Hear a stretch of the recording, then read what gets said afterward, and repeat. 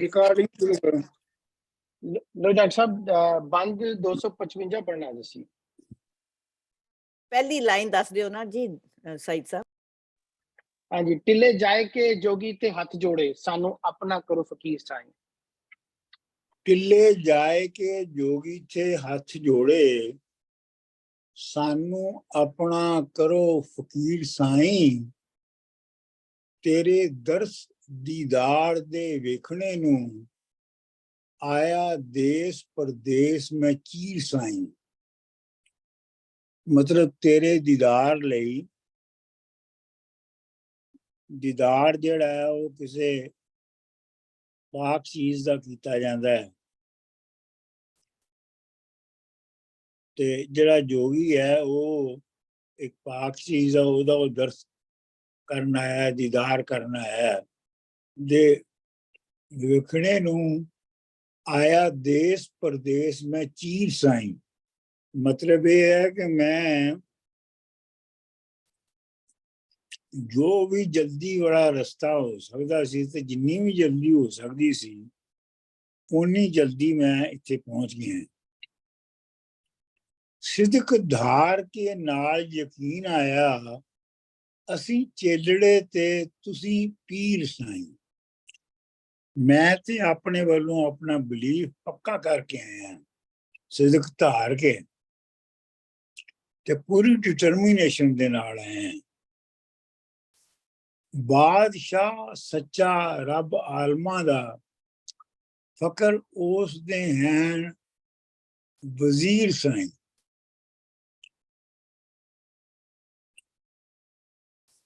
बादशाह सच्चा रब आलमा दा जिहड़ा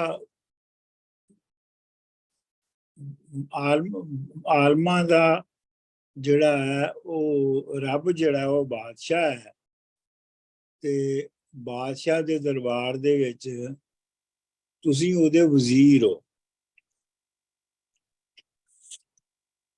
तो डॉक्टर साहब आलम का जो मतलब है थे जमाने हैं आलम का मतलब थे जमाने कि तमाम नॉलेजेबल जमाने दा रब नॉलेजेबल आई थिंक है डॉक्टर साहब जी आलम नॉलेजेबल लोग। अच्छा आलम दूसरे वाला जी। बिना मुर्शिदा राह ना हथ आवे दुध बाज ना हो होवे है खीर साईं। ये बड़ा मशहूर मिसर है। बिना मुर्शिदा राह ना हथ आवे मुर्शिद तो बगैर तानू रस्ता नहीं मिलता ते दुध तो बगैर खीर नहीं पकदी। जिवें दुध तो बगैर खीर नहीं पक सकती इसे तरह जिहड़ा मुर्शिद है उस तो बगैर राह हथ नहीं आउंदा। अच्छा ये जिहड़ा मुर्शिद का मसला है ना इहदे उत्ते मैं गौर किया है कि ये जिहड़े सारे साडी क्लासिकल पोएट्री दे विच जिहड़ा मुर्शिद दा तसव्वुर है ये बड़ा पक्का है और तकरीबन हर एक ने ही मुर्शिद दे नाल अपना एक तल्लक जिहड़ा है वो मतलब की कहना चाहिए है कि उहदे सामने खाक हो के रहना मुर्शिद दे सामने आपा खत्म करके ओदे लड़ लगना। हाँ और मेरा ख्याल ये है कि जेड़ा मुर्शिद दा फंक्शन है वो फंक्शन ये है कि वो एक ऐसा बंदा है कि जिदे सामने तुसी अपनी मैं और अपनी मैं नू मार दियो वो तुहाडी मैं नू मारन दा एक जरिया है। ਜਿਹੜਾ ਮੁਰਸ਼ਿਦ ਹੈ। ਤੇ ਉਹ ਮੁਰਸ਼ਿਦ ਜਿਹੜਾ ਹੈ ਉਹ ਕੋਈ ਉਹ ਜੋ ਵੀ ਹੋਵੇ, ਜਿਹੜਾ ਵੀ ਹੋਵੇ, ਤੁਸੀਂ ਉਹਦੇ ਸਾਹਮਣੇ ਆਪਣੇ ਆਪ ਨੂੰ ਕੰਪਲੀਟਲੀ ਸਰੈਂਡਰ ਕਰ ਦਿੰਦੇ ਹੋ। ਸੋ ਇਹ ਮੁਰਸ਼ਿਦ ਦੇ ਨਾਲ ਜਿਹੜਾ ਹੈ ਇਹ ਸਰੈਂਡਰ ਕਰਨ ਦਾ ਤਾਲੁਕ ਹੈ। ਬਿਨਾਂ ਮੁਰਸ਼ਿਦਾਂ ਰਾਹ ਨਾ ਹੱਥ ਆਵੇ। ਮਤਲਬ ਇਹ ਹੈ ਕਿ ਜਿੰਨਾ ਚਿਰ ਤੱਕ ਤੁਸੀਂ ਆਪਣੀ ਮੈਂ ਨੂੰ ਸਰੈਂਡਰ ਨਹੀਂ ਕਰੋਗੇ ਉਹਨਾਂ ਚਿਰ ਕੋਈ ਰਸਤਾ ਨਹੀਂ ਦਿਸਣਾ। ਦੁੱਧ ਬਾਝ ਨਾ ਹੋਵੇ ਹੈ ਖੀਰ ਸਾਈਂ, ਤੇ ਦੁੱਧ ਤੋਂ ਬਗੈਰ ਖੀਰ ਨਹੀਂ ਪੱਕਦੀ। ਹੁਣ ਇਹ ਵੀ ਬੜਾ ਦਿਲਚਸਪ, ਇਹਦੀ ਵੀ ਤੁਸੀਂ ਪੜਤ ਕਰ ਸਕਦੇ ਹੋ। ਹੁਣ ਦੁੱਧ ਖੀਰ ਜਿਹੜੀ ਹੈ ਉਹਦੇ ਵਿੱਚ ਦੋ ਐਲੀਮੈਂਟ ਨੇ, ਇੱਕ ਤੇ ਚੌਲ ਹੈ ਤੇ ਦੂਸਰਾ ਦੁੱਧ ਹੈ। ਜਿਹੜਾ ਚੌਲ ਹੈ ਉਹ ਸਖਤ ਹੈ, ਔਰ ਚੌਲ ਦਾ ਆਪਣਾ ਉਹਦਾ ਕੋਈ ਮਜ਼ਾ ਵੀ ਨਹੀਂ ਹੈਗਾ, ਯਾਨੀ ਮਤਲਬ ਕੱਲੇ ਚੌਲ ਦਾ। ਜਿਹੜੀ ਦੁੱਧ ਹੈ, ਦੁੱਧ ਜਿਹੜਾ ਹੈ ਉਹ ਇੱਕ ਭਰਵਾਂ ਲਿਕੁਇਡ ਹੈ, ਜਿਹੜਾ ਕਿ ਹੌਲੀ ਹੌਲੀ ਚੌਲ ਦੇ ਵਿੱਚ ਰਸ ਜਾਂਦਾ ਹੈ। ਇੰਜੀ ਹੈ ਨਾ ਜੀ। ਖੀਰ ਜਦੋਂ ਪੱਕਦੀ ਹੈ ਤੇ ਚੌਲ ਦੇ ਅੰਦਰ ਦੁੱਧ ਜਿਹੜਾ ਹੈ ਹੌਲੀ ਹੌਲੀ ਰਸ ਜਾਂਦਾ ਹੈ, ਤੇ ਉਸ ਜਿਹੜਾ ਸਖਤ ਜਿਹੜਾ ਚੌਲ ਹੁੰਦਾ ਹੈ ਉਹਨੂੰ ਨਰਮ ਤੋਂ ਨਰਮ ਕਰ ਦਿੰਦਾ ਹੈ। ਇਹੋ ਹੀ ਜਿਹੜਾ ਕੰਮ ਹੈ ਇਹੋ ਹੀ ਮੁਰਸ਼ਿਦ ਵੀ ਕਰਦਾ ਹੈ, ਜਾਂ ਮੁਰਸ਼ਿਦ ਦੇ ਹਵਾਲੇ ਨਾਲ ਵੀ ਇਹੋ ਹੀ ਕੁਛ ਹੀ ਹੁੰਦਾ ਹੈ।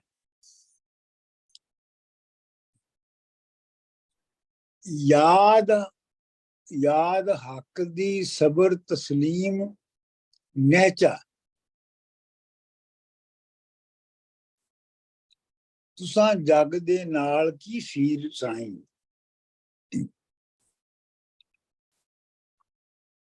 ਡਾਕਟਰ ਸਾਹਿਬ, ਇਹ ਗੱਲ ਤੁਹਾਡੇ ਨਾਲ ਪੁੱਛਣੀ ਸੀ ਇਸ ਸਟੇਜ ਦੇ ਉੱਤੇ ਕਿ ਮੁਰਸ਼ਿਦ ਦੇ ਨਾਲ ਜਿਹੜਾ ਚੇਲਾ ਬਣਿਆ ਉਹ ਤੇ ਟੋਟਲ ਕਮਿਟਮੈਂਟ ਹੁੰਦੀ ਹੈ ਆਪਣੇ ਮੁਰਸ਼ਿਦ ਦੇ ਲਈ, ਔਰ ਮੁਰਸ਼ਿਦ ਜਾਂ ਗੁਰੂ ਵਗੈਰਾ ਜਿਹੜੇ ਹੁੰਦੇ ਨੇ ਉਹਨਾਂ ਦੀ ਵੀ ਇੱਕ ਰਿਕੁਆਇਰਮੈਂਟ ਹੁੰਦੀ ਆਲਮੋਸਟ ਕਿ ਮੈਂ ਜੋ ਤੈਨੂੰ ਪੜ੍ਹਾਉਣਾ ਜਾਂ ਜੋ ਕੁਛ ਮੇਰਾ ਵਿਊ ਪੁਆਇੰਟ ਹੈ, I want total commitment from you. ਅੱਜ ਕੱਲ੍ਹ ਵੀ ਤੁਸੀਂ ਦੇਖੋ ਤੇ ਮਤਲਬ ਕਿ ਇਹ ਗੁਰੂ ਚੇਲੇ ਦੀ ਡਿਸਕਸ਼ਨ ਵਾਲਾ ਹਿਸਾਬ ਨਹੀਂ ਜਿੱਦਾਂ ਅੱਜ ਕੱਲ੍ਹ ਡਿਸਕਸ਼ਨਸ ਹੁੰਦੀਆਂ, ਉਹਦੀ ਟੋਟਲ ਕਮਿਟਮੈਂਟ ਚਾਹੁੰਦੇ ਸੀ ਕਿ ਮੈਂ ਜੋ ਕਹੂੰਗਾ ਉਹੀ ਵਿਊ ਪੁਆਇੰਟ ਹੋਏਗਾ। ਇਹਦੇ ਬਾਰੇ ਦੱਸੋ ਥੋੜਾ। ਇਹ ਹੈ ਕਿ ਜਿਹੜਾ ਸੱਚਾ, ਜਿਹੜਾ ਸਹੀ ਮੁਰਸ਼ਿਦ ਹੈ, ਉਹ ਜਦੋਂ ਉਹ ਆਪਣੇ ਆਪ ਨੂੰ ਸਰੈਂਡਰ ਕਰ ਦਿੰਦਾ ਹੈ ਉਹਦੇ ਸਾਹਮਣੇ, ਤੇ ਉਹ ਸਰੈਂਡਰ ਨੂੰ, ਉਹ ਸਰੈਂਡਰ ਕੀਤੇ ਹੋਏ ਬੰਦੇ ਨੂੰ ਮਿਸਯੂਜ਼ ਨਹੀਂ ਕਰਦਾ। ਠੀਕ ਹੈ, ਟਰਸਟ ਦੀ ਗੱਲ ਹੈ। ਉਹਦੀਆਂ ਕਮਜ਼ੋਰੀਆਂ ਜਿਹੜੀਆਂ ਨੇ ਉਹਨਾਂ ਤੋਂ ਫਾਇਦਾ ਨਹੀਂ ਚੁੱਕਦਾ, ਬਲਕਿ ਉਹਨੂੰ ਉਹ ਰਾਹ ਦੱਸਦਾ ਹੈ ਕਿ ਉਹਨਾਂ ਚੋਂ ਕਿਵੇਂ ਬਾਹਰ ਨਿਕਲਣਾ। ਇਹ ਮਤਲਬ ਦੋਏ ਪਾਸੇ ਕਮਿਟਮੈਂਟ ਹੈ, ਇੱਕ ਤੇ ਚੇਲੇ ਦੀ ਕਮਿਟਮੈਂਟ ਹੈ ਔਰ ਦੂਸਰੇ ਪਾਸੇ ਗੁਰੂ ਦੀ ਵੀ ਕਮਿਟਮੈਂਟ ਹੈ। ਹਾਂ, ਕਿਉਂਕਿ ਜਿਹੜਾ ਮੁਰਸ਼ਿਦ ਹੈ ਜਾਂ ਗੁਰੂ ਹੈ ਉਹਦੀ ਬਹੁਤ ਜ਼ਿੰਮੇਵਾਰੀ ਹੈ। ਔਰ ਅਗਰ ਤੁਸੀਂ ਬਾਬਾ ਫਰੀਦ ਨੂੰ ਜਾਂ ਬਾਕੀਆਂ ਨੂੰ ਤੁਸੀਂ ਪੜ੍ਹੋ ਨਾ, ਤੇ ਉਹਦੇ ਵਿੱਚ ਤੁਹਾਨੂੰ ਸਮਝ ਆਉਂਦੀ ਹੈ ਕਿ ਉਸ ਜ਼ਿੰਮੇਵਾਰੀ ਨੂੰ ਬਹੁਤ ਸੀਰੀਅਸਲੀ ਲਿਆ ਜਾਂਦਾ ਸੀ, ਤੇ ਇਸੇ ਲਈ ਹਰ ਇੱਕ ਨੂੰ ਮੁਰੀਦ ਨਹੀਂ ਸੀ ਬਣਾ ਲੈਂਦੇ। ਮੁਰੀਦ ਵੀ ਉਹਨੂੰ ਬਣਾਉਂਦੇ ਸਨ ਜਿਹੜਾ ਪਹਿਲੇ ਉਸ ਅਮਲ ਲਈ ਤਿਆਰ ਹੋ ਚੁੱਕਿਆ ਹੋਵੇ। ਠੀਕ ਹੈ। ਸਰ ਜੀ, ਯਾਦ ਹਾਂਜੀ ਜਿਸ ਤਰ੍ਹਾਂ ਹੁਣ ਅਸੀਂ ਜਿੱਦਾਂ ਤੁਸੀਂ ਸਾਨੂੰ ਕੋਈ ਗੱਲ ਦੱਸਦੇ ਹੋ ਤੇ ਅਸੀਂ ਅੱਗੋਂ ਜੇ ਨਹੀਂ ਸਾਨੂੰ ਲੱਗਦੀ ਅਸੀਂ ਕੋਈ ਹੋਰ ਵੀ ਵਿਊ ਪੁਆਇੰਟ ਪੇਸ਼ ਕਰ ਸਕਦੇ ਹਾਂ, ਇਹ ਉਹ ਉਹਨਾਂ ਜ਼ਮਾਨਿਆਂ 'ਚ ਵੀ ਏਦਾਂ ਦਾ ਅਮਲ ਸੀ ਕੋਈ ਕਿ ਵੀ ਜੇ ਤੁਸੀਂ ਮੁਰਸ਼ਦ ਦੀ ਕੋਈ ਗੱਲ ਨਹੀਂ ਅੱਛੀ ਲੱਗੀ ਜਾਂ ਸਮਝ ਨਹੀਂ ਆਈ ਤਾਂ ਤੁਸੀਂ ਉਹਨੂੰ ਆਰਗਿਊ ਕਿ ਨਹੀਂ? ਮੇਰਾ ਆਪਣਾ ਖਿਆਲ ਹੈ ਕਿ ਜ਼ਰੂਰ ਹੁੰਦਾ ਹੋਵੇਗਾ। ਵਗਰਨਾ ਦੇਖੋ ਨਾ, ਵਗਰਨਾ ਜਿਹੜਾ ਇਹ ਜਿਹੜੀਆਂ ਦਰਗਾਹਾਂ ਸਨ, ਇਹ ਵਗਰਨਾ ਨੌਲੇਜ ਦੇ ਸੈਂਟਰ ਨਹੀਂ ਸੀ ਬਣ ਸਕਦੇ ਨਾ। ਜੀ।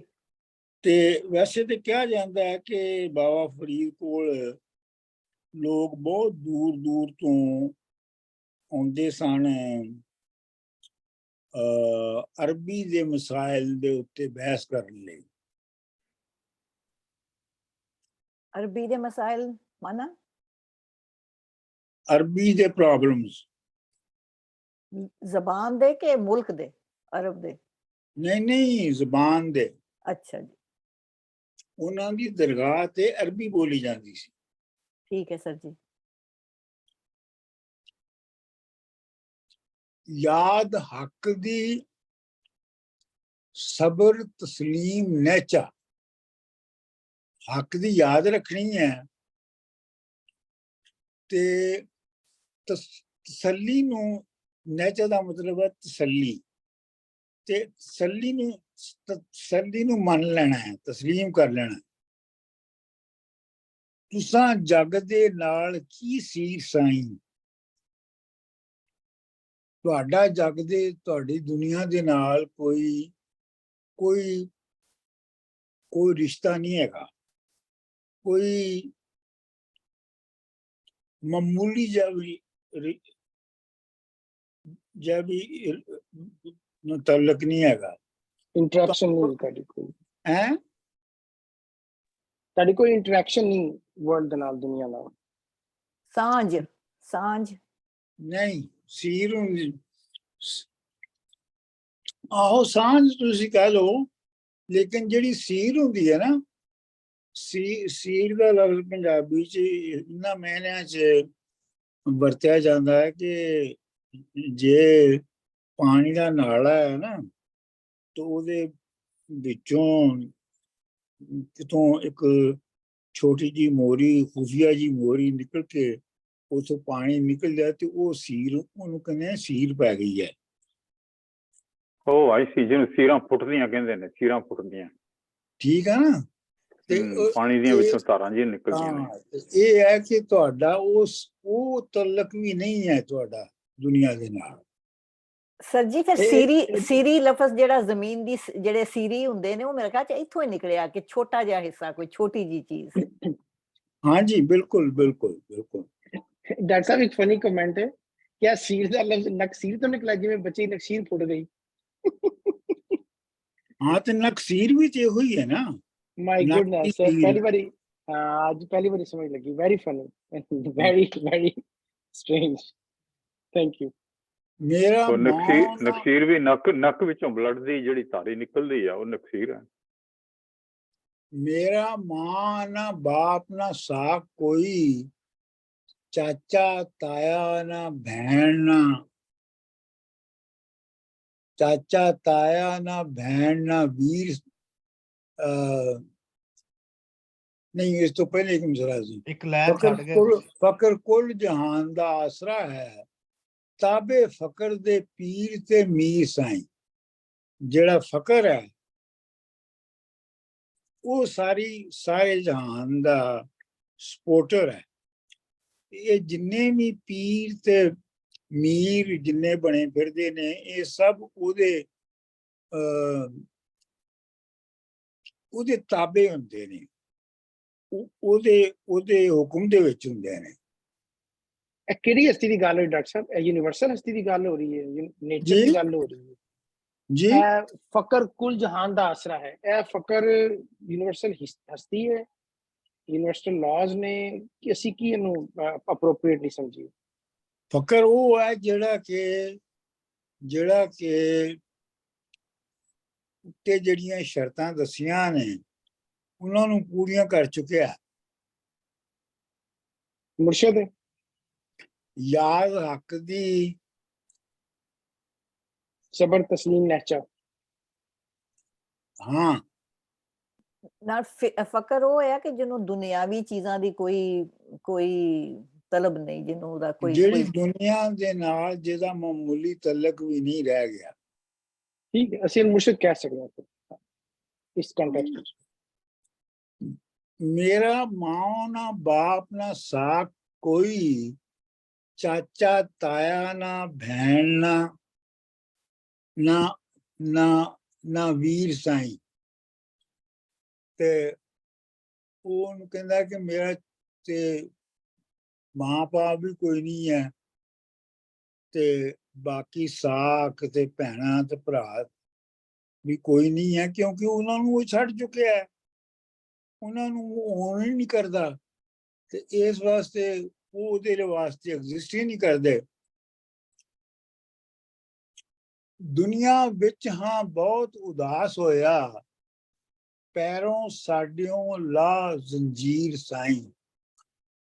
ਮੈਂ ਦੁਨੀਆ ਦੇ ਵਿੱਚ ਬੜਾ ਉਦਾਸ ਹਾਂ, ਪਰੇਸ਼ਾਨ ਹੈ, ਤੇ ਇਹ ਦੁਨੀਆ ਜਿਹੜੀ ਹੈ ਇਹ ਮੇਰੇ ਪੈਰਾਂ ਦੇ ਵਿੱਚ ਇੰਜ ਪਈ ਹੈ ਕਿ ਜਿਵੇਂ ਜ਼ੰਜੀਰ ਪਈ ਹੁੰਦੀ ਹੈ, ਤੇ ਇਹ ਜ਼ੰਜੀਰ ਜਿਹੜੀ ਹੈ ਇਹ ਤੂੰ ਲਾ ਸਕਣਾ ਹੈ ਮੇਰੇ ਪੈਰਾਂ ਚੋਂ, ਤੇ ਉਹ ਲਾ ਦੇ ਤੂੰ।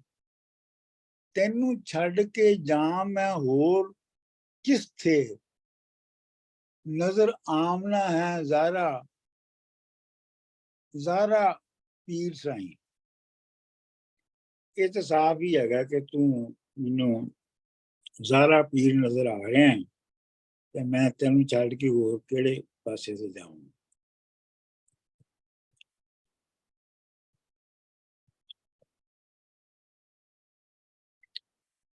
ਅੱਛਾ, ਮੈਂ ਅੱਜ ਇਹਦੀ ਤਿਆਰੀ ਕਰਨ ਲਈ ਆਪਣਾ ਜਿਹੜਾ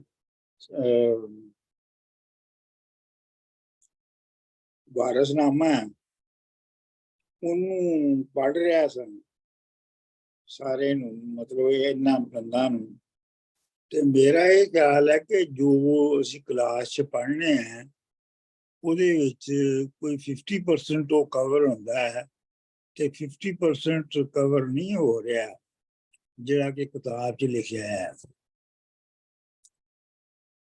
ਤੇ ਇਸ ਲਈ ਜਿਹੜੇ ਸ਼ਾਹਮੁਖੀ ਪੜ੍ਹ ਲੈਂਦੇ ਨੇ ਉਹਨਾਂ ਨੂੰ ਤਾਂ ਪੜ੍ਹ ਲੈਣਾ ਚਾਹੀਦਾ ਹੈ, ਤੇ ਗੁਰਮੁਖੀ ਵਾਲੇ ਜਿਹੜੇ ਨੇ ਉਹਨਾਂ ਨੂੰ ਇੰਤਜ਼ਾਰ ਕਰਨਾ ਚਾਹੀਦਾ। ਉਹ ਮੌਜਾਂ ਕਰਨ।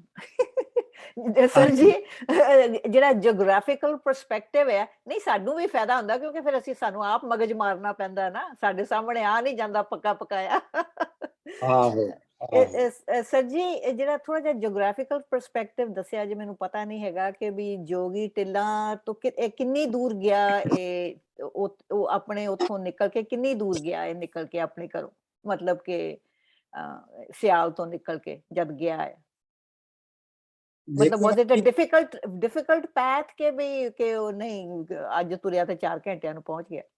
ਨਹੀਂ, ਮਤਲਬ ਇਹ ਹੈ ਕਿ ਇਹ ਸਰਗੋਦੇ ਤੋਂ ਗਿਆ ਨਾ।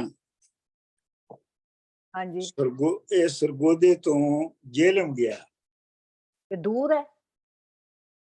ਨਹੀਂ ਬੀਬਾ ਜੀ, ਇਹ ਟਿੱਲਾ ਜੋਗੀਆਂ ਜਿਹੜਾ ਆ ਨਾ, ਇਹ ਬੜਾ ਮਸ਼ਹੂਰ, ਇਸ ਪਰ ਇੱਕ ਹਿੰਦੂ ਕੰਪਲੈਕਸ ਟੈਂਪਲ ਵੀ ਥਿਆ। ਹੁਣ ਮੈਨੂੰ ਨਹੀਂ ਪਤਾ ਇਹ ਉਸ ਨੂੰ ਪਹਿਲੂ ਸਾ ਕੇ ਬਾਅਦ ਵਿੱਚ ਬਣਿਆ, ਮਗਰ ਸਾਲਟ ਰੇਂਜ ਜਿਹੜੀ ਸ਼ੁਰੂ ਹੋਣੀ ਪਈ ਨਾ, ਉਹ ਅਸਾਂ ਨਾ ਜਿਹੜਾ ਇਲਾਕਾ ਆ ਪੋਠੋਹਾਰ ਨਾ, ਉਹ ਟਿੱਲਾ ਜੋਗੀਆਂ ਬਿਲਕੁਲ ਉਸਨੀ ਆਊਟਰ ਪੈਰੀਫੇਰੀ ਹੈ।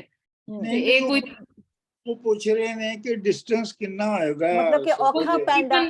ਨਾ ਔਖਾ ਪੈਂਦਾ ਨਹੀਂ ਕੋਈ, ਮੇਰੇ ਖਿਆਲ 3 ਘੰਟੇ 4 ਘੰਟੇ 3 ਘੰਟੇ ਗੱਡੀ ਉੱਪਰ, ਮੈਂ ਜ਼ਿਆਦਾ ਹੀ ਦੱਸ ਰਹੀ ਹਾਂ। ਮਤਲਬ ਸਵੇਰੇ ਟੁਰਿਆ ਤੇ ਸ਼ਾਮ ਨੂੰ ਪਹੁੰਚ ਗਿਆ ਇਹ? ਹਾਂ, ਘੋੜੀ ਉੱਪਰ ਬੰਦਾ 1 ਰਾਤੀ ਜ਼ਿਆਦਾ। ਲੇਕਿਨ ਹੋ ਸਕਦਾ ਨਾ ਕਿ ਉਹਨਾਂ ਦਿਨਾਂ 'ਚ ਰਸਤੇ ਜਿਹੜੇ ਨੇ ਉਹ ਜ਼ਰਾ ਔਖੇ ਹੋਣਗੇ, ਤੇ ਉਹ ਜ਼ਿਆਦਾ ਵਕਤ ਲੱਗਦਾ ਹੋਵੇਗਾ।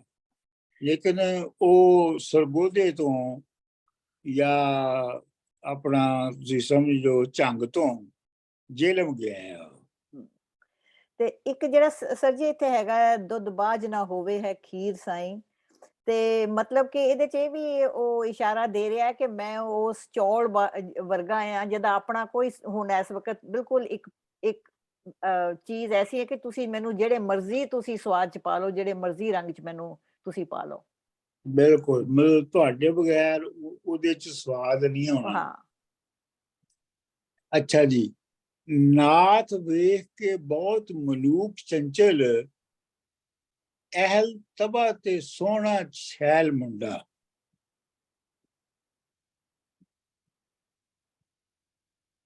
ਨਾਥ ਨੇ ਦੇਖਿਆ ਕਿ ਬੜਾ ਹੀ ਸ਼ੌਕ ਤੇ ਨਾਜ਼ੁਕ ਕਿਸਮ ਦਾ ਤੇ ਸੁਲਝਿਆ ਹੋਇਆ ਸੋਹਣਾ ਮੁੰਡਾ ਹੈ।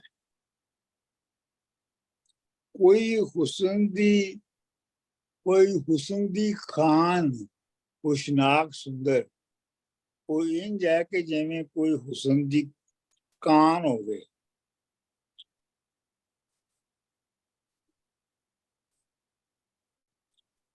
ਕਾਨ ਤੇ ਤੁਹਾਨੂੰ ਪਤਾ ਹੀ ਹੈ ਨਾ, ਉਹ ਕੀ ਉਹਨੂੰ ਕਹਿੰਦੇ ਨੇ ਅੰਗਰੇਜ਼ੀ ਚ, ਮਾਈਨ। ਔਰ ਹੁਸਨ ਦੀ ਔਰ ਹੋਵੇ, ਹੁਸ਼ਨਾਕ यानी मतलब वो समझदार है बहुत, खुशनाक, सुंदर सुंदर खूबसूरत ਅਤੇ ਲਾਡਲਾ ਮਾਂ ਤੇ ਬਾਪ ਸੰਧਾ। ਤੇ ਲੱਗਦਾ ਹੈ ਕਿ ਮਾਂ ਪਿਓ ਦਾ ਬੜਾ ਕੋਈ ਲਾਡਲਾ ਪੁੱਤਰ ਸੀਗਾ। ਕਿਸੇ ਦੁੱਖ ਤੋਂ ਰੁੱਸ ਕੇ ਉੱਠ ਆਇਆ, ਅੱਗੇ ਕਿਸੇ ਦੇ ਇੱਕੇ ਕਿਸੇ ਦੇ ਨਾਲ ਪਿਆ ਗਿਆ ਧੰਦਾ। ਨਾਥ ਆਖਦਾ ਦੱਸ ਖਾਂ ਸੱਚ ਮੈਥੇ, ਤੂੰ ਹੈ ਕਿਹੜੇ ਦੁੱਖ ਫਕੀਰ ਹੁੰਦਾ। ਅੱਛਾ, ਇੱਥੇ ਬੜੀ ਦਿਲਚਸਪ ਗੱਲ ਹੈ। ਦਿਲਚਸਪ ਗੱਲ ਇਹ ਹੈ ਕਿ ਅਗਰ ਅਸੀਂ ਕਹਾਣੀ ਜਿਹੜੀ ਹੈ ਜਿਸ ਤਰ੍ਹਾਂ ਅਸੀਂ ਪੜ੍ਹ ਰਹੇ ਹਾਂ, ਤੇ ਜਿਨ੍ਹਾਂ ਹਾਲਾਂ ਦੇ ਵਿੱਚ ਉਹ ਝੰਗ ਤੋਂ ਜਾਂ ਝੰਗ ਤੋਂ ਜਿਵੇਂ ਆਇਆ ਹੈ ਉੱਥੇ ਉਹਦੇ ਕੋਲ ਜੋਗੀ ਕੋਲ, ਤੇ ਉਹ ਤੇ ਜ਼ਾਹਰ ਗੱਲ ਹੈ ਕਿ ਕਾਫੀ ਫੰਡਿਆ ਹੋਏਗਾ, ਕੱਪੜੇ ਵੀ ਚੰਗੇ ਨਹੀਂ ਹੋਣਗੇ, ਤੇ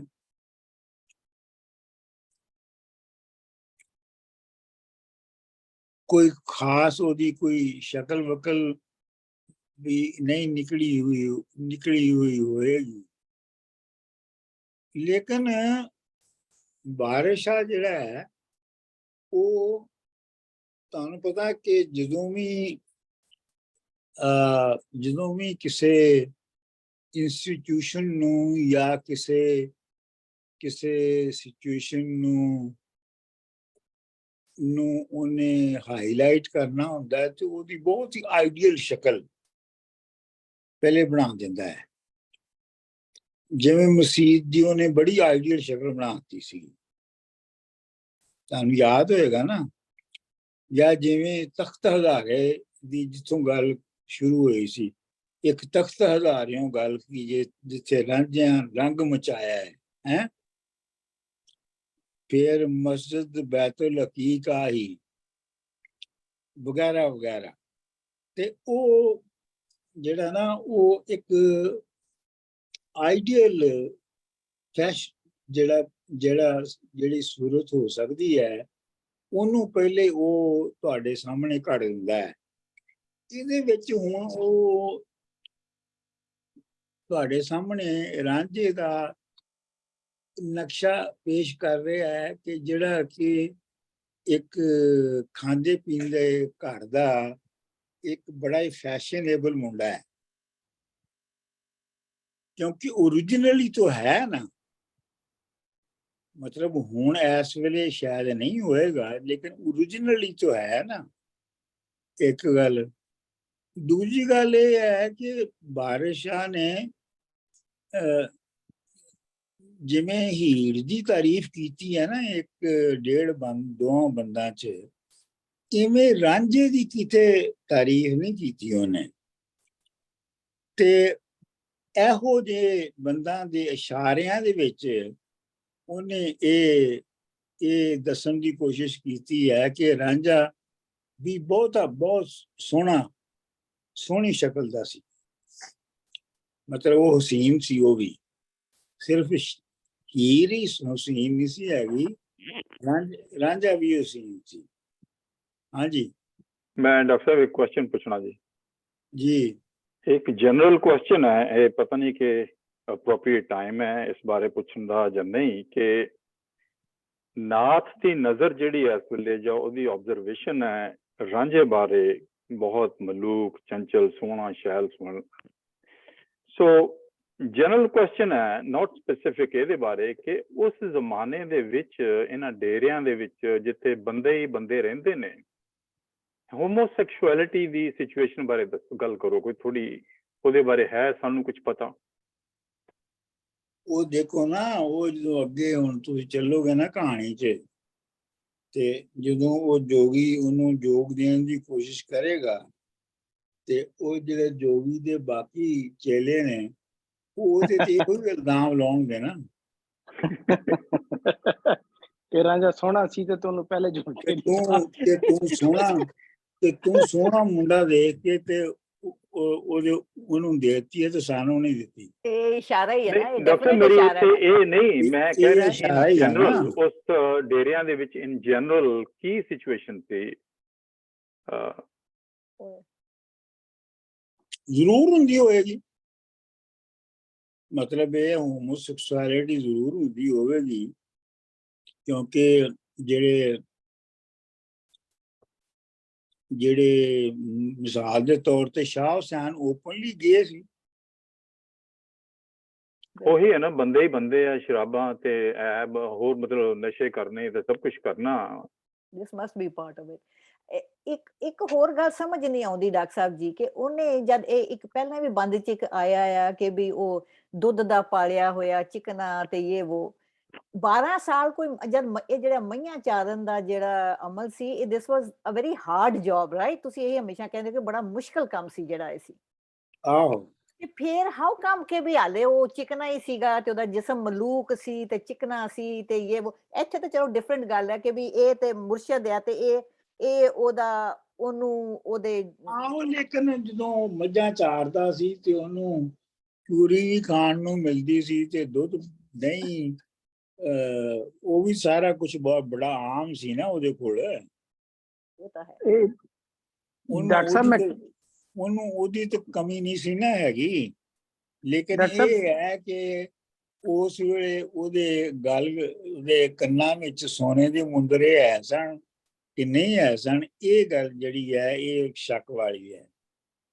ਡਾਕਟਰ ਸਾਹਿਬ ਤਖਲੀਕੀ ਅਮਲ ਦੇ ਵਿੱਚ, ਹਾਂਜੀ ਡਾਕਟਰ ਸਾਹਿਬ ਤਖਲੀਕੀ ਅਮਲ ਦੇ ਵਿੱਚ ਥੋੜੀ ਜਿਹੀ ਐਗਜ਼ੈਜਰੇਸ਼ਨ ਵੀ ਤੇ ਕੀਤੀ ਜਾਂਦੀ ਹੈ ਨਾ, ਤਾਂ ਕਿ ਆਡੀਅנס ਬਣੀ ਰਵੇ, ਸਟੋਰੀ ਚੱਲਦੀ ਰਵੇ। ਨਹੀਂ, ਬਾਰਿਸ਼ਾਤ ਫਿਰ ਮਤਲਬ ਕਹਿ ਕੇ ਕਰਦਾ ਹੈ ਨਾ ਐਗਜ਼ੈਜਰੇਸ਼ਨ। ਹਾਂਜੀ ਹਾਂਜੀ, ਆਈਡਲਾਈਜ਼ ਕਹਿ ਕੇ ਕਰਦਾ ਹੈ। ਜੀ ਜੀ, ਤੇ ਮੈਂ ਕਹਿ ਰਿਹਾ ਥੋੜੀ ਜਿਹੀ ਐਗਜ਼ੈਜਰੇਸ਼ਨ ਵੀ ਹੋ ਸਕਦੀ, ਜਿਹਨੂੰ ਅਸੀਂ ਲਿਟਰਲੀ ਅਗਰ ਨਾ ਲਈਏ ਤਾਂ ਕਿ ਮਜ਼ਾ ਚੱਲਦਾ ਰਹੇ, ਇੰਜੋਏ ਹੁੰਦਾ ਕਰਦਾ। ਇਹ ਦੂਜੀ ਗੱਲ ਇਹ ਹੈ ਕਿ ਯੋਗੀ ਵਾਸਤੇ ਜੋ ਕੁਛ ਉਹ ਹੁਣ ਤੱਕ ਕਰਕੇ ਆਇਆ ਹੈ, ਤੇ ਜਿਸ ਤਰ੍ਹਾਂ ਦਾ ਉਹਦੀ ਜਿਸਮ ਡੋਲ ਹੈ, ਯੋਗੀ ਵਾਸਤੇ ਉਹ ਅਜੇ ਵੀ ਮਤਲਬ ਬੜਾ ਕੀ ਕਹਿੰਦਾ ਸੋਹਣਾ ਤੇ ਨਰਮ ਪਿੰਡੇ ਵਾਲਾ ਮੁੰਡਾ ਹੈ। ਤੁਸੀਂ ਫਿਰ ਇਹਨੂੰ ਸਪਿਰਿਚੁਅਲੀ ਵੀ ਦੇਖੋ ਤੇ ਫਿਰ ਤੁਸੀਂ ਇਹ ਦੇਖ ਸਕਦੇ ਹੋ ਕਿ ਉਹ ਪਹੁੰਚਿਆ ਹੋਇਆ ਬੰਦਾ ਸੀ, ਜੋਗੀ ਸੀ ਜਿਹੜਾ, ਉਹਦੀ ਜਿਹੜੀ ਬਾਹਰ ਦੀ ਪਰਤਲ ਨੂੰ ਜਿੱਦਾਂ ਕਿ ਛਿਲਕਾ ਲਾ ਕੇ ਪਿਆਜ਼ ਦਾ, ਉਹਦੀ ਇਹ not only is he ਡਿਸਕ੍ਰਾਈਬਿੰਗ his physical ਪਰ ਉਹਦੀ ਮੈਂਟਲ ਬਿਊਟੀ ਨੂੰ ਵੀ ਦੱਸ ਰਿਹਾ। ਬਿਲਕੁਲ, ਇਹ ਵੀ ਤਾਂ ਕਹਿ ਸਕਦੇ ਆ ਨਾ ਆਪਾਂ। ਹਾਂ ਬਿਲਕੁਲ, ਉਹ ਦੱਸ ਰਿਹਾ ਹੈ ਨਾ ਕਿ ਬਈ ਇਹ ਜਿਹੜਾ ਯੋਗ ਦੇ ਵਿੱਚ ਜੋ ਕੁਝ ਕਰਨਾ ਪੈਂਦਾ ਹੈ ਤੇ ਜੋ ਤੂੰ ਇਸ ਵੇਲੇ ਹੈਗਾ ਹੈ, ਉਹਨਾਂ ਦੇ ਵਿੱਚ ਬਹੁਤ ਜ਼ਿਆਦਾ ਫਰਕ ਹੈਗਾ ਹੈ।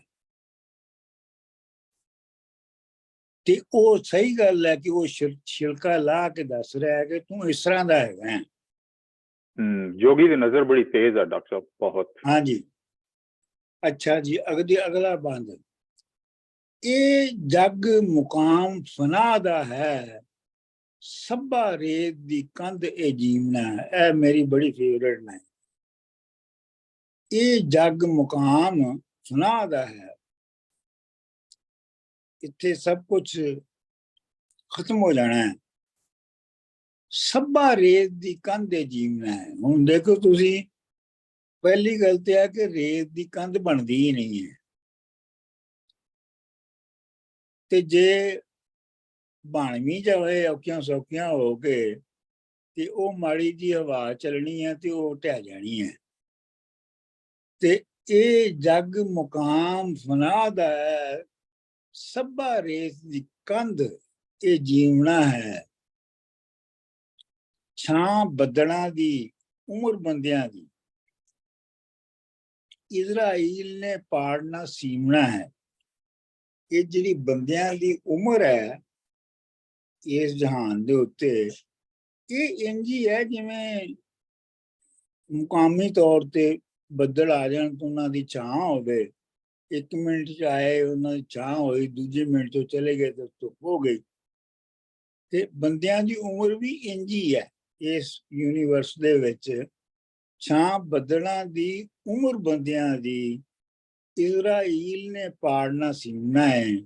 ਤੇ ਇਜ਼ਰਾਈਲ ਜਿਹੜਾ ਹੈ ਉਹ ਮੌਤ ਦਾ ਫਰਿਸ਼ਤਾ ਹੈ, ਤੇ ਉਹਨੇ ਹੀ ਉਹਨਾਂ ਨੂੰ ਪਾੜਨਾ ਸੀਣਾ ਹੈ। ਅੱਜ ਕੱਲ ਜਹਾਨ ਹੈ ਸਹਿਜ ਮੇਲਾ, ਕਿਸੇ ਨਿਤ ਨਾ ਹੁਕਮ ਤੇ ਥੀਮਣਾ ਹੈ। ਇਹ ਜਿਹੜਾ ਜਹਾਨ ਹੈ ਇਹ ਸਹਿਜ ਮੇਲਾ। ਸਹਿਜ ਦਾ ਮਤਲਬ ਹੈਗਾ ਕਿ ਜਿਹੜਾ ਸਟਲੀ ਚੱਲ ਰਿਹਾ, ਬਹੁਤ ਸਟਲ ਤਰੀਕੇ ਦੇ ਨਾਲ ਚੱਲ ਰਿਹਾ ਹੈ, ਸਮੂਥਲੀ ਚੱਲ ਰਿਹਾ ਹੈ। ਲੇਕਿਨ ਕਿਸੇ ਨਿਤ ਨਾ ਹੁਕਮ ਤੇ ਥੀਮਣਾ ਹੈ। ਤੇ ਇਹਦੇ ਵਿੱਚ ਕਿਸੇ ਨੇ, ਇਹ ਮੇਲਾ ਚੱਲਦਾ ਰਹਿਣਾ ਹੈ ਹਮੇਸ਼ਾ। ਇਹ ਸਹਿਜ ਮੇਲਾ ਹੈ, ਇਹ ਮੇਲਾ ਚੱਲਦਾ ਰਹਿਣਾ ਹੈ। ਲੇਕਿਨ ਕਿਸੇ ਨੇ ਇਹਦੇ ਤੇ ਹਮੇਸ਼ਾ ਹੁਕਮ ਨਹੀਂ ਕਰ ਪਾਉਣਾ। ਵਾਰਿਸ਼ਾ ਮੀਆਂ ਅੰਤ ਖਾਕ ਹੋਣਾ, ਲੱਖ ਆਬ ਹਯਾਤ ਜੇ ਪੀਵਣਾ ਜੀ। ਵਾਰਿਸ਼ਾ ਮੀਆਂ ਲੱਖ ਆਬ ਹਯਾਤ ਪੀ ਲੋ, ਅਖੀਰ ਤੁਹਾਡੀ ਤੁਸੀਂ ਖਤਮ ਹੋ ਜਾਣੀ। ਅੱਛਾ, ਇੱਥੇ ਹੁਣ ਜਿਹੜੀ ਬਾਰਿਸ਼ਾ ਹੈ, ਜਿਹੜਾ ਆਪਣਾ ਆਬੇ ਹਯਾਤ ਹੈ ਨਾ, ਖਾਜਾ ਖਿਜ਼ਰ ਦਾ ਜਿਹੜੀ ਮਿੱਥ ਸੀਗੀ ਕਿ ਉਹਦੇ ਕੋਲ ਪਾਣੀ ਹੈ, ਕਿ ਜੇ ਉਹ ਕਿਸੇ ਨੂੰ ਪਿਆ ਦੇਵੇ ਤੇ ਉਹ ਫਿਰ ਕਦੀ ਮਰੇਗਾ ਨਹੀਂ। ਤੇ ਬਾਰਿਸ਼ਾ ਇੱਥੇ ਇਹ ਕਹਿ ਰਿਹਾ ਕਿ ਇਹ ਐਵੇਂ ਖਿਆਲੀ ਗੱਲਾਂ ਨੇ। ਆਬੇ ਹਯਾਤ ਜਿਹੜਾ ਵੀ ਫਰਜ਼ੀ ਆਬੇ ਹਯਾਤ ਹੈ, ਖਿਆਲੀ ਆਬੇ ਹਯਾਤ ਹੈ, ਉਹ ਵੀ ਤੁਸੀਂ ਅਗਰ ਪੀ ਲਓ ਪਾਣੀ ਤੇ ਤਾਂ ਵੀ ਤੁਸੀਂ ਖਾਕ ਹੀ ਹੋਣਾ ਹੈ। ਮਤਲਬ ਇਹ ਹੈ ਕਿ ਜਿਹੜੀ ਨੇਚਰ ਦਾ ਅਮਲ ਹੈ, ਜਿਹੜਾ ਨੇਚਰ ਦਾ ਫਿਜ਼ੀਕਲ ਅਮਲ ਹੈ, ਉਹਨੇ ਪੂਰਾ ਹੋਣਾ ਹੈ, ਉਹਨੂੰ ਕੋਈ ਨਹੀਂ ਰੋਕ ਸਕਦਾ। ਠੀਕ ਹੈ ਜੀ। ਤੇ ਡਾਕਟਰ ਸਾਹਿਬ ਜੀ, ਜਿਹੜੇ ਆਬੇ ਹਯਾਤ ਦੀ ਗੱਲ ਕਰਦੇ, ਇਹ ਵੀ ਤੇ ਇੱਕ ਮੈਟਾਫਰ ਟਾਈਪ ਚੀਜ਼ ਹੀ ਹੈ ਨਾ, ਕਿ ਜਦ ਤੁਹਾਨੂੰ ਅੰਦਾਜ਼ਾ ਹੋ ਜਾਂਦਾ ਹੈ ਕਿ ਬਈ ਇਸ ਦੁਨਿਆਵੀ ਹਸਤੀ ਦਾ, ਤੇ ਫਿਰ ਤਾਂ ਮਰਨ ਜੂਨ ਖਤਮ ਹੀ ਹੋ ਜਾਂਦਾ ਨਾ, ਕਿਉਂਕਿ just a transition from one to the other. ਤੇ ਫਿਰ ਉਹ ਆਬੇ ਹਯਾਤ ਹੀ ਹੋ ਗਿਆ ਨਾ ਡਾਕਟਰ ਸਾਹਿਬ ਜੀ।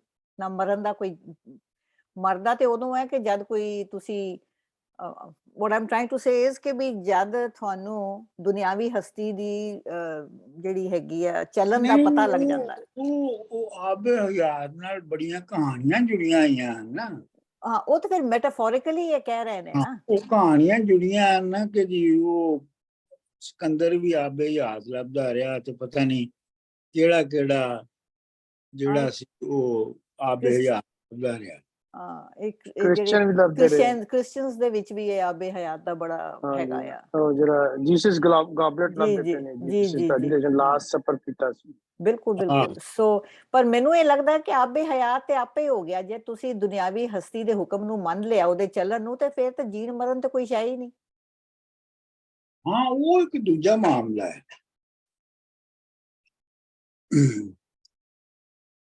ਅੱਛਾ ਜੀ,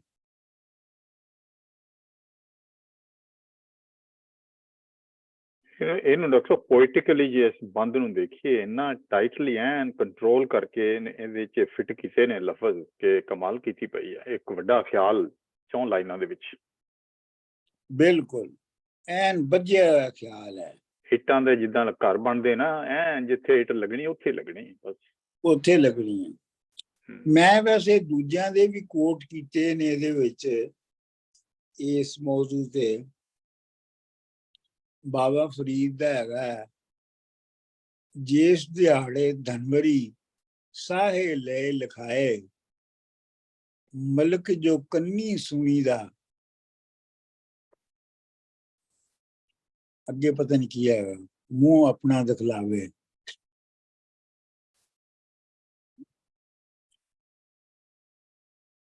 ਜਾਂ ਸ਼ਾਹ ਹੁਸੈਨ ਦੀ ਹੈ, ਦੁਨੀਆ ਖੇਡੇ 4 ਦਿਹਾੜੇ, ਕੌਣ ਕਿਸੇ ਨਾਲ ਰੁੱਸੇ। ਫਿਰ ਮੈਂ ਬੁੱਲੇ ਸ਼ਾਹ ਨੂੰ ਵੀ ਕੋਟ ਕੀਤਾ ਹੈ। ਡਾਕਟਰ ਸਾਹਿਬ ਇਸਨੇ ਅੱਗੇ ਹੈ ਕਿ ਕਹੇ ਹੁਸੈਨ ਫਕੀਰ ਸਾਈਂ ਦਾ ਮੌਤ ਵਟੀਂਦਰੇ ਵਟੀਂਦੇ ਰੱਸੇ। ਹਾਂਜੀ, ਮੌਤ ਵਟੀਂਦੀ ਰੱਸੇ। ਵਟੀਂਦਰੀ ਹਾਂ। ਹਾਂਜੀ, ਇੱਕ ਮੈਂ ਤੁਹਾਨੂੰ ਹੁਣ ਮੈਨੂੰ ਯਾਦ ਨਹੀਂ ਆ ਰਿਹਾ, ਇੱਕ 9ਵੀਂ ਪਾਤਸ਼ਾਹੀ ਦੀ ਵੀ ਤੁਕ ਹੈਗੀ ਜਿਹਦੇ ਵਿੱਚ ਹੈਗੇ ਜਿਉਂ ਬਾਲੂ ਕੀ ਭੀਤ, ਕਿ ਵੀ ਇਹਦੇ ਤੇ ਕੀ ਤੁਸੀਂ ਟਿਕਾਣਾ ਕਹਿੰਦਾ ਹੈ ਕਿ ਬਾਲੂ ਕੀ ਭੀਤ ਮੀਨਸ ਕਿ ਵੀ ਸੈਂਡ ਦੀ ਦੀਵਾਰ। ਇਹ ਫਿਰ ਮੈਂ ਬੁੱਲੇ ਸ਼ਾਹ ਦਾ ਵੀ ਕੀਤਾ ਹੈ। ਮਾਟੀ ਕੁਦਮ ਕਰੇਂਦੀ ਯਾਰ, ਹੱਸ ਖੇਡ ਮੁੜ ਮਾਟੀ ਹੋਈ, ਮਾਟੀ ਪਾਉ ਪਸਾਰ। ਮਾਟੀ ਜਿਹੜੀ ਹੈ ਉਹ ਮਿੱਟੀ 'ਚ ਜਾ ਕੇ ਫਿਰ ਮਿੱਟੀ ਹੋ ਜਾਂਦੀ ਹੈ। ਸ਼ਾਹ ਹੁਸੈਨ ਦੀਆਂ ਤੇ ਬਹੁਤ ਲਾਈਨਾਂ ਨੇ ਇਹਦੇ ਤੇ। ਅਸਾਂ ਵਤਨ ਦੁਨੀਆ ਆਵਣਾ। ਹਾਂ, ਸ਼ਾਹ ਹੁਸੈਨ ਦੀਆਂ ਬਹੁਤ ਲਾਈਨਾਂ ਨੇ ਇਹਦੇ ਤੇ, ਬਹੁਤ ਲਾਈਨ। ਕਿਉਂਕਿ ਉਹਦਾ ਥੀਮ ਇਹ ਸੀਗਾ ਬੇਸਿਕ। ਡਾਕਟਰ ਸਾਹਿਬ ਇਹ ਜਿਹੜਾ ਇਹਨੇ ਜੋਗੀ ਕਹਿ ਰਿਹਾ ਕਿ ਵਾਰਿਸ ਸ਼ਾਹ ਦੇ ਵੱਲੋਂ ਆਪਣੇ ਵੱਲੋਂ ਬੰਦ ਹੈ ਉਹ ਕਿਹੜਾ? ਇਹ ਜਿਹੜਾ ਪੜ੍ਹ ਕੇ ਹਟੇ ਹਾਂ ਅਸੀਂ, ਇਹ ਜੋਗੀ ਕਹਿ ਰਿਹਾ ਨਾ ਹੁਣ ਇਸ ਲਈ ਰਾਂਝੇ ਨੂੰ। ਮਤਲਬ ਇਹਦੇ 'ਚ ਡਿਫਰੈਂਸ਼ੀਏਟ ਕਰਨਾ ਬੜਾ ਮੁਸ਼ਕਿਲ ਹੈ। ਅੱਛਾ, ਇਹਦੇ 'ਚ ਜਿਹੜੀ ਦੇਖਣ ਵਾਲੀ ਗੱਲ ਹੈ ਨਾ ਅਮਰਜੀਤ ਜੀ, ਉਹ ਇਹ ਹੈਗੀ ਹੈ ਕਿ ਵਾਰਿਸ ਸ਼ਾਹ ਇਹ ਦਿਖਾ ਰਿਹਾ ਹੈ ਕਿ ਰਾਂਝੇ ਦਾ ਜ਼ਾਰਾ ਜਿਹੜਾ ਵਿਖਾਵਾ ਹੈ ਉਹ ਕੁਝ ਵੀ ਹੈ, ਲੇਕਿਨ ਉਹ ਜਿਹੜੀ 12 ਸਾਲ ਮੱਝਾਂ ਚਾਰ ਕੇ ਆਇਆ ਹੈ ਨਾ, ਤੇ ਉਹ ਵੀ ਫਕੀਰੀ ਕਰਕੇ ਆਇਆ ਹੈ। ਉਹਨੂੰ ਉਹ ਵੀ ਫਕੀਰੀ ਦੇ ਅਮਲ ਨੂੰ ਸਮਝਦਾ ਹੈ। ਇਹ ਬਹੁਤ ਸਟਲ ਪੁਆਇੰਟ ਹੈ ਇਹਦੇ 'ਚ। ਮਤਲਬ ਇਹ ਹੈ ਕਿ ਜੋਗੀ ਤੇ ਉਹਨੂੰ ਜੋ ਵੀ ਜਿਸ ਤਰ੍ਹਾਂ ਵੀ ਉਹਨੂੰ ਡਿਸਕ੍ਰਾਈਬ ਕਰ ਰਿਹਾ ਹੈ, ਲੇਕਿਨ ਜਦੋਂ ਰਾਂਝਾ ਜਦੋਂ ਬੋਲਦਾ ਹੈ, ਜਦੋਂ ਰਾਂਝੇ ਦਾ ਡਾਇਲਾਗ ਆਉਂਦਾ ਹੈ, ਤੇ ਉਸ ਡਾਇਲਾਗ ਦੇ ਵਿੱਚ ਤੁਹਾਨੂੰ ਪਤਾ ਲੱਗਦਾ ਹੈ ਕਿ ਇੱਕ ਪਹੁੰਚੇ ਹੋਏ ਬੰਦੇ ਦੀ ਗੱਲ ਹੈਗੀ ਹੈ। ਇਹ ਹੁਣੇ ਤੁਹਾਨੂੰ ਸਾਹਮਣੇ ਆ ਜਾਏਗਾ। ਇਹ ਤੇ ਹੁਣ ਉਹਦਾ ਹੈ ਨਾ ਜੋਗੀ ਦਾ। ਹੱਥ ਕੰਗਣਾ ਪਹੁੰਚੀਆਂ ਫੱਬ ਰਹੀਆਂ, ਕੰਨੀ ਝਟਕਦੇ ਸੋਏ ਨੇ ਗੁੰਦੜੇ ਨੇ। ਹੱਥਾਂ ਵਿੱਚ ਕੰਗਣ ਤੇ ਪਹੁੰਚੀਆਂ ਦੇ ਜ਼ੇਵਰ ਪਏ ਨੇ, ਤੇ ਕੰਨਾਂ ਦੇ ਵਿੱਚ ਸੋਨੇ ਦੇ ਬੁੰਦੇ ਲਟਕ ਰਹੇ ਨੇ। ਮੱਝ ਪੱਟ ਦੀਆਂ ਲੁੰਗੀਆਂ ਘਿਨ ਉਤੇ। ਮੱਝ ਕਹਿੰਦੇ ਨੇ ਮਿਡਲ ਨੂੰ,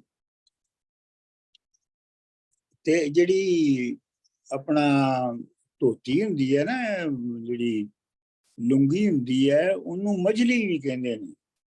ਕਿਉਂ ਜੀ ਕਿਸ਼ੋਰ ਜੀ? ਜੀ ਬਿਲਕੁਲ। ਮੱਝ ਪੱਟ ਦੀਆਂ ਲੁੰਗੀਆਂ ਘਿਨ ਉਤੇ, ਤੇ ਪੱਟ ਦਾ ਮਤਲਬ ਹੈ ਰੇਸ਼ਮ, ਤੇ ਤੂੰ ਰੇਸ਼ਮ ਦੀਆਂ ਲੁੰਗੀਆਂ ਜਿਹੜੀਆਂ ਨੇ ਉਹ ਪੇੜ ਬੰਨੀਆਂ ਹੋਈਆਂ ਨੇ। ਸਿਰ ਭਿੰਨੇ ਫਲੇਲ ਦੇ ਜਿੰਦੜੇ ਨੇ, ਤੇ ਤੇਰੇ ਸਿਰ ਦੇ ਉੱਤੇ ਤੇਰੇ ਖੁਸ਼ਬੂਦਾਰ ਵਾਲ ਨੇ। ਤੇਰੇ ਫੁਲੇਲ ਜਿਹਨੇ ਫੁੱਲਾਂ ਦੇ ਖੁਸ਼ਬੂ ਦੇ, ਜੁੰਦੜੇ ਦਾ ਮਤਲਬ ਹੈ ਵਾਲ। ਸਰ ਜੀ ਇਹੀ ਹੁੰਦਾ ਇਤਰ ਫਲੇਲਾਂ ਜਿਹੜੀਆਂ ਕਹਿੰਦੇ ਨੇ, ਇਤਰ ਫਲੇਲਾਂ, ਇਹ ਉਹੀ ਫਲੇਲ ਹੈ? ਬਿਲਕੁਲ ਉਹੀ ਫਲੇਲ। ਸਰ ਕੋਚ ਕੇ ਬਾਰੀਆਂ ਦਾਰ ਛੱਲੇ, ਤੇ ਤੇਰੇ ਸਿਰ ਵਿੱਚ ਜਿਹੜੇ ਵਾਲ ਨੇ ਉਹ ਕਰਲ ਕੀਤੇ ਹੋਏ ਨੇ। ਕੋਚ ਕੇ ਕਰਨਾ, ਕਰਲ ਕੀਤੇ ਹੋਏ ਨੇ। ਸਰ ਕੋਚ ਕੇ ਬਾਰੀਆਂ ਦਾਰ ਛੱਲੇ, ਮਤਲਬ ਇਹ ਹੈ ਕਿ ਉਹ ਇੱਕ ਜਿਹੜੀ ਮੀਡੀ ਹੈ ਉਹ ਦੂਜੀ ਮੀਡੀ ਤੋਂ ਵੱਖ ਹੈ, ਤੇ ਉਹਨਾਂ ਦੇ ਦਰਮਿਆਨ ਜਗ੍ਹਾ ਹੈ। ਇਹ ਉਹ ਕਹਿ ਰਿਹਾ ਹੈ ਕਿ ਤੇਰੇ ਵਾਲ ਇੰਜ ਨੇ। ਕੱਜਲ ਭਿੰਨੜੇ ਨੈਣ ਨਚੰਦੜੇ ਨੇ, ਤੇ ਤੇਰੇ ਅੱਖਾਂ ਦੇ ਵਿੱਚ ਤੂੰ ਕੱਜਲ ਪਾਇਆ ਹੋਇਆ ਹੈ, ਤੇ ਨੈਣ ਤੇਰੇ ਜਿਹੜੇ ਨੇ ਉਹ ਬਹੁਤ ਸ਼ੌਖ ਨੇ।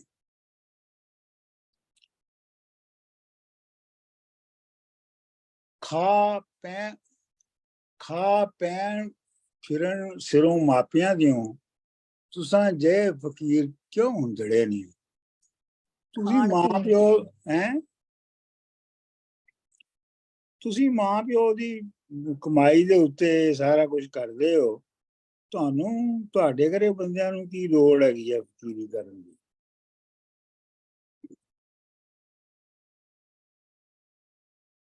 ਠੀਕ ਹੈ ਜੀ। ਇਹ ਹੁਣ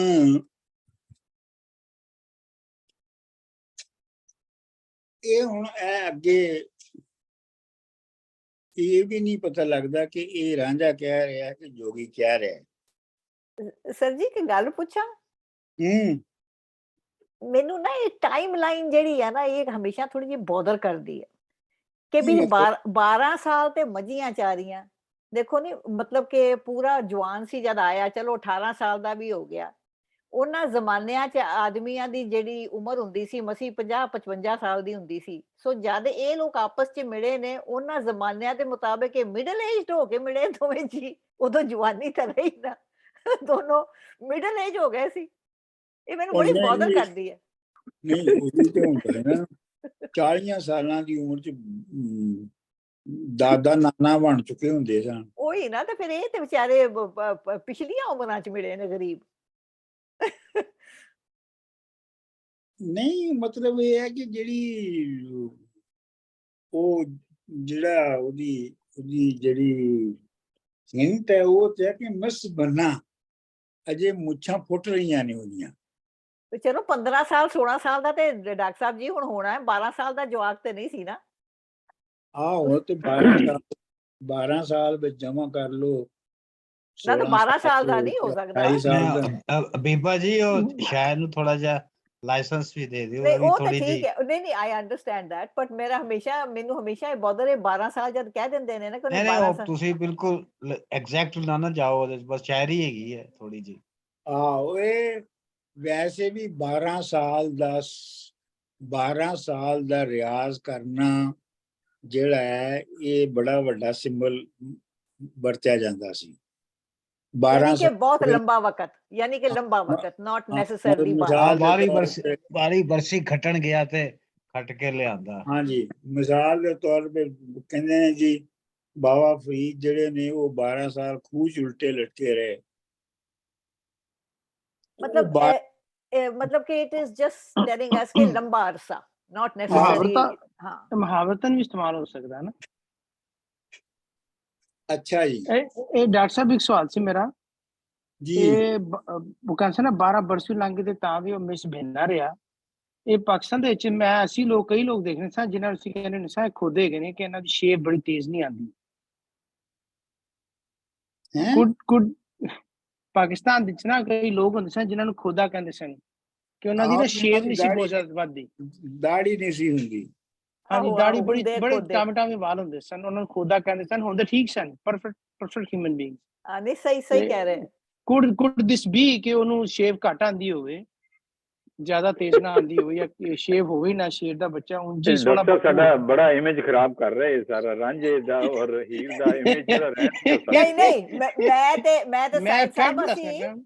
ਅਸੀਂ ਸਾਇੰਟੀਫਿਕਲੀ ਦੇਖ ਰਹੇ ਹਾਂ ਨਾ ਦੋਵੇਂ ਜੀ, ਅਸੀਂ ਮੈਂ ਤੁਹਾਨੂੰ ਤੁਹਾਨੂੰ- ਸਾਇੰਟੀਫਿਕਲੀ ਦੇਖ ਰਹੇ ਹਾਂ। ਮੈਂ ਇਹੋ ਜਿਹੀ ਤੁਹਾਨੂੰ ਕੋਈ ਗੱਲ ਨਹੀਂ ਸਹੀ ਸਾਹਿਬ, ਮੈਂ ਤੁਹਾਨੂੰ ਫੈਕਚੁਅਲ ਗਰਾਊਂਡ ਤੇ ਇਹੋ ਲੈ ਜਿਹੀ ਗਿਆ। ਕੋਈ ਗੱਲ। ਸਾਡਾ ਇੱਕ ਦੋਸਤ ਸੀ, ਉਹਦੀ 40 ਸਾਲ ਤੱਕ ਸ਼ਾਦੀ ਹੋ ਗਈ ਪਰ ਤਾਂ ਬਾਲ ਕੋਈ ਨਹੀਂ ਸੀ ਆਂਦਾ। ਦੇਖੋ ਇੱਕ ਇਹਦੇ ਵਿੱਚ ਬਾਰਿਸ਼ਾ ਜਿਹੜਾ ਹੈ ਨਾ ਉਹ ਰਾਂਝੇ ਦੇ ਕਈ ਕਰੈਕਟਰ ਵਰਤ ਰਿਹਾ ਹੈ, ਘੱਟੋ ਘੱਟ 2 ਤੇ ਵਰਤ ਰਿਹਾ ਹੈ। ਇੱਕ ਤੇ ਉਹ ਜਿਹੜਾ ਦੁਨੀਆ ਦੇ ਵਿੱਚ ਚੱਲ ਰਿਹਾ ਉਹਦਾ ਕਰੈਕਟਰ, ਦੂਜਾ ਉਹਦਾ ਜਿਹੜਾ ਇੱਕ ਆਈਡੀਅਲ ਅੰਦਰ ਦਾ ਜਿਹੜਾ ਕਰੈਕਟਰ ਹੈ ਆਸ਼ਿਕ ਦਾ, ਜੋਗੀ ਬਣਦਾ, ਉਹ ਚੱਲ ਰਿਹਾ ਹੈ। ਅੱਛਾ ਹੁਣ ਮਸਲਨ ਤੁਸੀਂ ਅਗਰ ਇੰਜ ਤੁਸੀਂ ਅਗਰ ਫੈਕਚੁਅਲੀ ਚੈੱਕ ਕਰਨਾ ਸ਼ੁਰੂ ਕਰ ਦਿਓ ਤੇ ਤੁਸੀਂ ਪਿੱਛੇ ਜਾ ਕੇ ਕਹੋਗੇ ਕਿ ਬਈ ਉਹ ਉਸ ਵੇਲੇ ਦੇ ਝੰਗ ਵਿੱਚ, ਜਿਸ ਵੇਲੇ ਦੇ ਝੰਗ ਦੀ ਗੱਲ ਹੋ ਰਹੀ ਹੈ, ਉਸ ਵੇਲੇ ਦੇ ਝੰਗ ਦੇ ਵਿੱਚ ਉਹ ਜ਼ੇਵਰ ਹੋ ਸਕਦੇ ਸਨ? ਨਹੀਂ ਸੀ ਹੋ ਸਕਦੇ। ਜਾਂ ਤੁਸੀਂ ਕਹੋ ਕਿ ਉਹ ਜਿੱਥੇ ਲੈ ਕੇ ਗਿਆ ਵਾਰਿਸ ਸ਼ਾਹ ਉਹਨੂੰ ਮਸਜਿਦ ਦੇ ਵਿੱਚ, ਤੇ ਉਹ ਜਿਹੜੀ ਮਸਜਿਦ ਦਾ ਉਹਨੇ ਪਹਿਲੇ ਨਕਸ਼ਾ ਖਿੱਚਿਆ ਤੇ ਉੱਥੇ ਜੋ ਕੁਝ ਪੜਾਇਆ ਜਾ ਰਿਹਾ ਉਹ ਕਦੀ ਪਿੰਡ ਦੇ ਵਿੱਚ, ਪਿੰਡ ਦੀ ਮਸਜਿਦ 'ਚ ਹੋ ਸਕਦਾ ਹੈ? ਸੋ ਵਾਰਿਸ ਸ਼ਾਹ ਤੁਹਾਨੂੰ ਇਹ ਕਹਿੰਦਾ ਹੈ ਕਿ ਮੈਂ ਇਸ ਦੀ ਆਈਡੀਅਲ ਸ਼ਕਲ ਜਿਹੜੀ ਹੈ ਉਹ ਉਹਨੂੰ ਸਾਹਮਣੇ ਰੱਖ ਕੇ ਇਹ ਤਨਕੀਦ ਕਰਨੀ ਹੈ। ਮਸਲਨ ਮਸਜਿਦ ਦੀ ਜਿਹੜੀ ਹੈ ਉਹ ਜਿਹੜੀ ਉੱਤੇ ਸਿਲੇਬਸ ਪੜਾਇਆ ਜਾ ਰਿਹਾ ਹੈ ਤੇ ਜਿਸ ਤਰ੍ਹਾਂ ਦੀ ਉਹ ਹੈਗੀ ਹੈ, ਤੇ ਉਥੋਂ ਉਹ ਇਹ ਸਾਬਤ ਕਰਨਾ ਚਾਹੁੰਦਾ ਹੈ ਕਿ ਮੈਂ ਆਮ ਪੇਂਡੂ ਮੁੱਲਾਂ ਦੇ ਨਾਲ ਦੀ ਗੱਲ ਨਹੀਂ ਕਰ ਰਿਹਾ, ਮੈਂ ਵੱਡੇ ਵੱਡੇ ਆਲਮਾਂ ਤੇ ਵੱਡੇ ਵੱਡੇ ਜਿਹੜੇ ਇਸ ਦੇ ਆਗੂ ਨੇ, ਮੈਂ ਉਹਨਾਂ ਦੀ ਗੱਲ ਕਰ ਰਿਹਾ। ਜਿਹੜਾ ਪਿੰਡ ਦਾ ਮੁੱਲਾ ਉਹ ਤੇ ਸਿਰਫ ਕਹਾਣੀ ਦਾ ਇੱਕ ਕਰੈਕਟਰ ਹੈ। ਤੁਸੀਂ ਗੱਲ ਸਮਝੋ ਮੇਰੀ, ਇਹ ਡੁਐਲਿਟੀ ਹੈ ਉਹਦੀ, ਇਹ ਡੁਐਲਿਟੀ ਯੂਜ਼ ਕਰਦਾ ਹੈ ਥਰੂ ਆਊਟ। ਉਹਦੀ ਜਿਹੜੀ ਪਰਸੈਪਸ਼ਨ ਆਫ ਆਈਡੀਅਲਿਜ਼ਮ ਹੈਗੀ ਆ ਉਹ ਪੇਸ਼ ਕਰ ਰਿਹਾ ਕਿ this is how it should be, ਮਤਲਬ ਉਹਦੀ, ਹਾਂ ਬਿਲਕੁਲ। ਹੁਣ ਇੱਥੇ ਵੀ ਜਿਹੜਾ ਮੁੰਡਾ ਆਇਆ ਹੈ ਜੋਗੀ ਹੋਣ, ਉਹ ਜੋਗੀ, ਉਹ ਜਿਹੜਾ ਮੁੰਡਾ ਹੈ ਉਹਨੂੰ ਉਹ ਇੱਕ ਫੈਸ਼ਨੇਬਲ ਮੁੰਡਾ ਜੋਗੀ ਦੇ ਤੌਰ ਤੇ ਪੇਸ਼ ਕਰ ਰਿਹਾ, ਜਿਵੇਂ ਉਹਨੇ ਮਸੀਹ ਨੂੰ ਪੇਸ਼ ਕੀਤੀ ਸੀ। ਅੱਛਾ ਜੀ, ਖਾਬ ਰਾਤ ਦੀ ਜਗ ਦੀਆਂ ਸਭ ਗੱਲਾਂ, ਧਨ ਮਾਲ ਨੂੰ ਮੂਲ ਨਾ ਝੂਰੀਏ ਜੀ।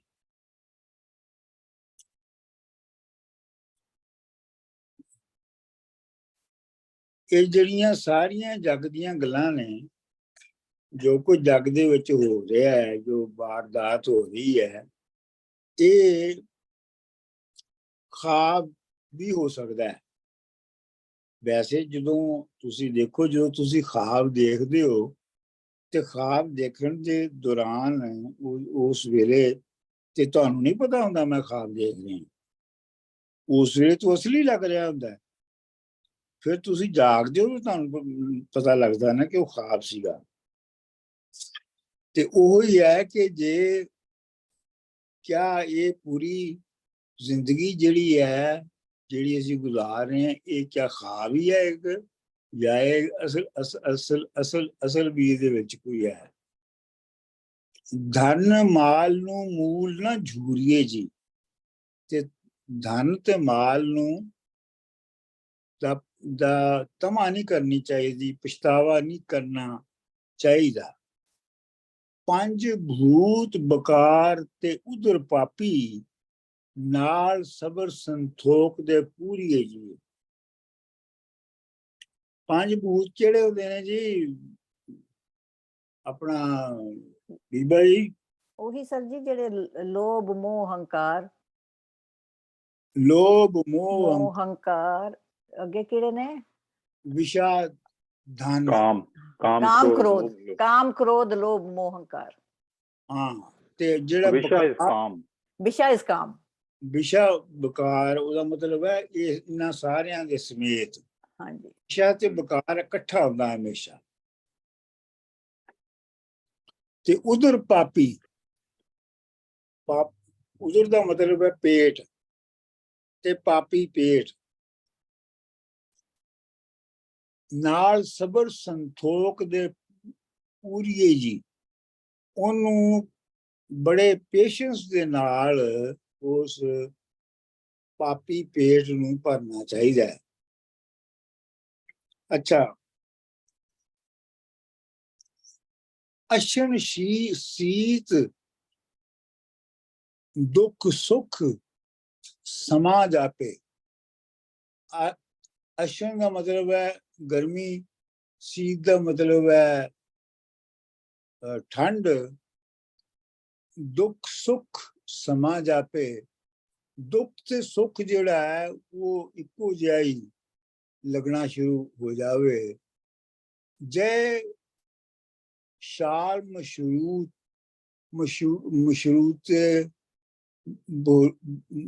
ਬੋਰੀਏ ਜੀ, ਜਿਸ ਤਰ੍ਹਾਂ ਦੀਆਂ ਆਪਣਾ ਰੇਸ਼ਮ ਦੀਆਂ ਤੇ ਉਹਨਾਂ ਦੀਆਂ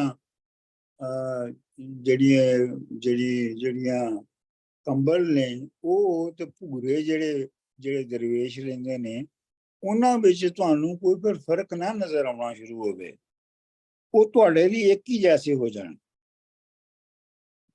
ਭੋ ਆਤਮਾ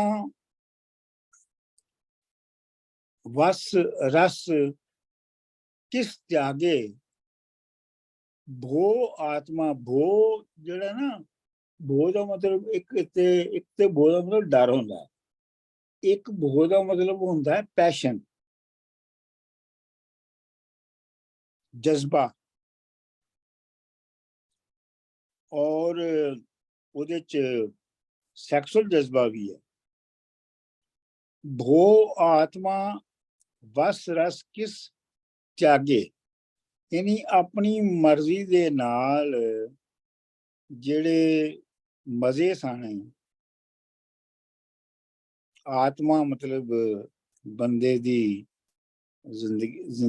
ਜ਼ਿੰਦਗੀ ਦੇ, ਉਹ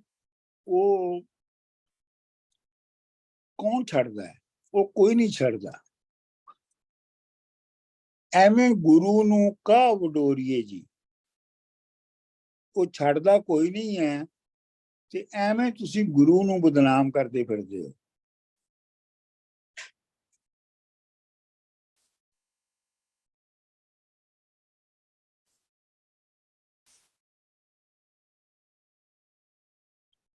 ਡਾਕਟਰ ਸਾਹਿਬ, ਇਹ ਮਾੜੇ ਜ਼ਹਿਨ ਵਿੱਚ ਗੱਲ ਕੋਈ ਪਿਛਲੇ 15-20 ਮਿੰਟ ਤੋਂ ਫਿਰਨੀ ਪਈ ਕਿ ਵਾਰਿਸ ਸ਼ਾਹ ਵੀ ਆਪੂ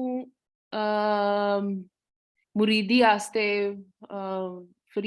ਬਾਬਾ ਫਰੀਦ ਨੇ ਮਜ਼ਾਰ ਬੈਠਾ ਸਾ, ਜੇ ਮੈਂ ਗਲਤ ਨਹੀਂ। ਤੇ ਇਹ ਮੈਨੂੰ ਲੱਗਣਾ ਪਿਆ ਕਿ ਉਹ ਆਪਣਾ ਵੀ ਨਾਲ ਇੱਕ ਜਿਹੜਾ ਆਪਣਾ ਮੁਰੀਦੀ ਨਾਲ ਪ੍ਰੋਸੈਸ ਆਇਆ ਆਪਣਾ, ਉਹ ਵੀ ਹੀ ਇਜ਼ ਰੀਲਿਵਿੰਗ ਦੈਟ। ਬਿਲਕੁਲ ਬਿਲकुल ਉਹ ਆਪਣਾ ਜਾਂ ਤਜਰਬਾ ਨਾਲ ਤੁਹਾਡੇ ਨਾਲ ਸ਼ੇਅਰ ਕਰ ਰਿਹਾ ਹੈ।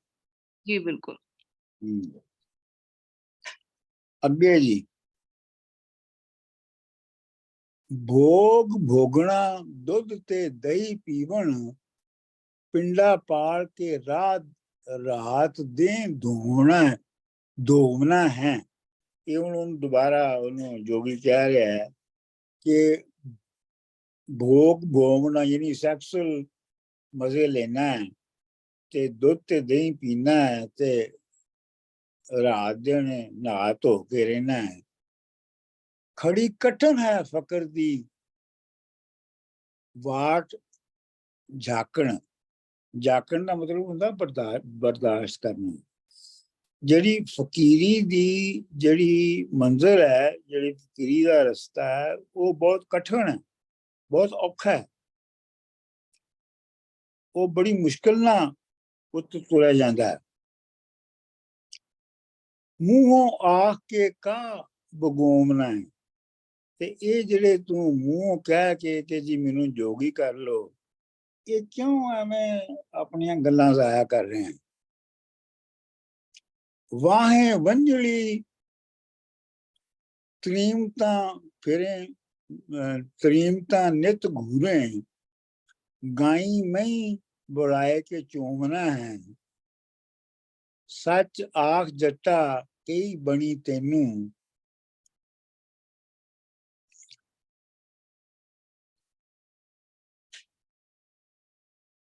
ਛੱਡ ਕੇ ਖਹਿ ਕੀ ਹੋਣਾ ਹੈ। ਸਵਾਦ ਸਵਾਦ ਛੱਡ ਕੇ ਐਨਕ ਨਹੀਂ ਯਾਰ, ਮੇਰੀ ਐਨਕ ਨਹੀਂ ਠੀਕ ਕੰਮ ਕਰਦੀ। ਸਵਾਦ ਛੱਡ ਕੇ ਖਹਿ ਕਿਉਂ ਹੋਣਾ ਹੈ। ਸਵਾਦ ਛੱਡ ਕੇ ਖੇ ਕਿਉਂ ਹੋਣਾ ਹੈ। ਕਹਿ ਨਹੀਂ ਖੇ। ਠੀਕ। अच्छा, जोग अथा वाए वंजली त्रीमता नित घूरे। वंजली गाना है, वंजली बजाना है ते औरतों नूं घूरना है। गाई मही बुलाए के चूमना है ते गावां ते मझां नूं ਚੱਕਰ ਦੇ ਕੇ ਜਿਹੜਾ ਹੈ ਉਹਨਾਂ ਦਾ ਦੁੱਧ ਚੋਣਾ ਹੈ। ਮੇਰਾ ਆਪਣਾ ਇਹ ਖਿਆਲ ਹੈ ਕਿ ਇਹ ਬਾਰਿਸ਼ਾਂ ਨੇ ਬਹੁਤ ਹੀ ਸਟਲ ਸੈਕਸੁਅਲ ਜਿਹੜੀ ਹੈ ਉਹ ਐਕਸਪ੍ਰੈਸ਼ਨ ਜਿਹੜਾ ਇਹਦੇ ਚ ਲਿਆਂਦਾ ਹੈ। ਵੰਝਲੀ ਵਜਾ ਕੇ ਪਹਿਲੇ ਵੰਝਲੀ ਵਜਾ ਕੇ ਔਰਤਾਂ ਨੂੰ ਇਕੱਠਾ ਕਰਨਾ ਹੈ ਤੇ ਫਿਰ ਗਾਵਾਂ ਮੱਝਾਂ ਨੂੰ ਚੋਣ ਦਾ ਕੀ ਮਸਲਾ ਹੋਇਆ। ਉਹ ਮੇਰਾ ਖਿਆਲ ਹੈ ਕਿ ਉਹ ਸਟਲੀ ਉਹ ਉਧਰ ਇਸ਼ਾਰਾ ਹੈ ਉਹਦਾ। ਸੱਚ ਆਖ ਜੱਟਾ ਕਈ ਬਣੀ ਤੈਨੂੰ, ਸਵਾਦ ਛੱਡ ਕੇ ਖੇ ਕਿਉਂ ਹੋਣਾ ਹੈ। ਜੱਟਾ ਸੱਚੀ ਆਖ ਕਿ ਇਹ ਮਜ਼ੇ ਛੱਡ ਕੇ ਤੇ ਤੂੰ ਮਿੱਟੀ ਕਿਉਂ ਹੋਣਾ ਚਾਹੁੰਦਾ ਹੈ। ਖੇ ਕਿਉਂ ਹੋਣਾ ਹੈ। ਖੇ ਦਾ ਮਤਲਬ मिट्टी है।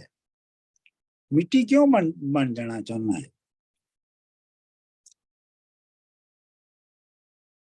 सर जी राख और खे अलग अलग चीज़ां ने। ਜਿਹੜੀ ਰਾਖ खे नहीं ਹੁੰਦੀ, ਮਿੱਟੀ खे ਹੁੰਦੀ ਹੈ, ਰਾਖ खे नहीं। राख ਜਿਹੜੀ ਉਹ ਸਵਾਹ ਹੁੰਦੀ ਹੈ। ਹਾਂਜੀ ਸਹੀ। ਰਾਖ ਜਿਹੜੀ ਉਹ ਸਵਾਹ ਹੁੰਦੀ ਹੈ ਤੇ ਖੇ ਮਿੱਟੀ ਹੁੰਦੀ ਹੈ। अच्छा जी, अगला जी, जोगी छड़ जहान फकीर होए, इस जग विच बहुत खराबियां ने। ये हुण मेरा ख्याल है ये रांझा कह रहा है।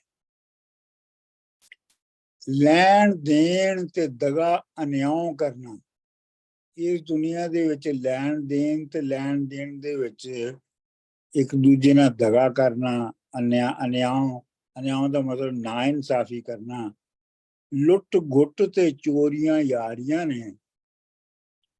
जोग दियो ते करो नहाल मैनू जोग दे के ते मैनू तुसी खुश करो।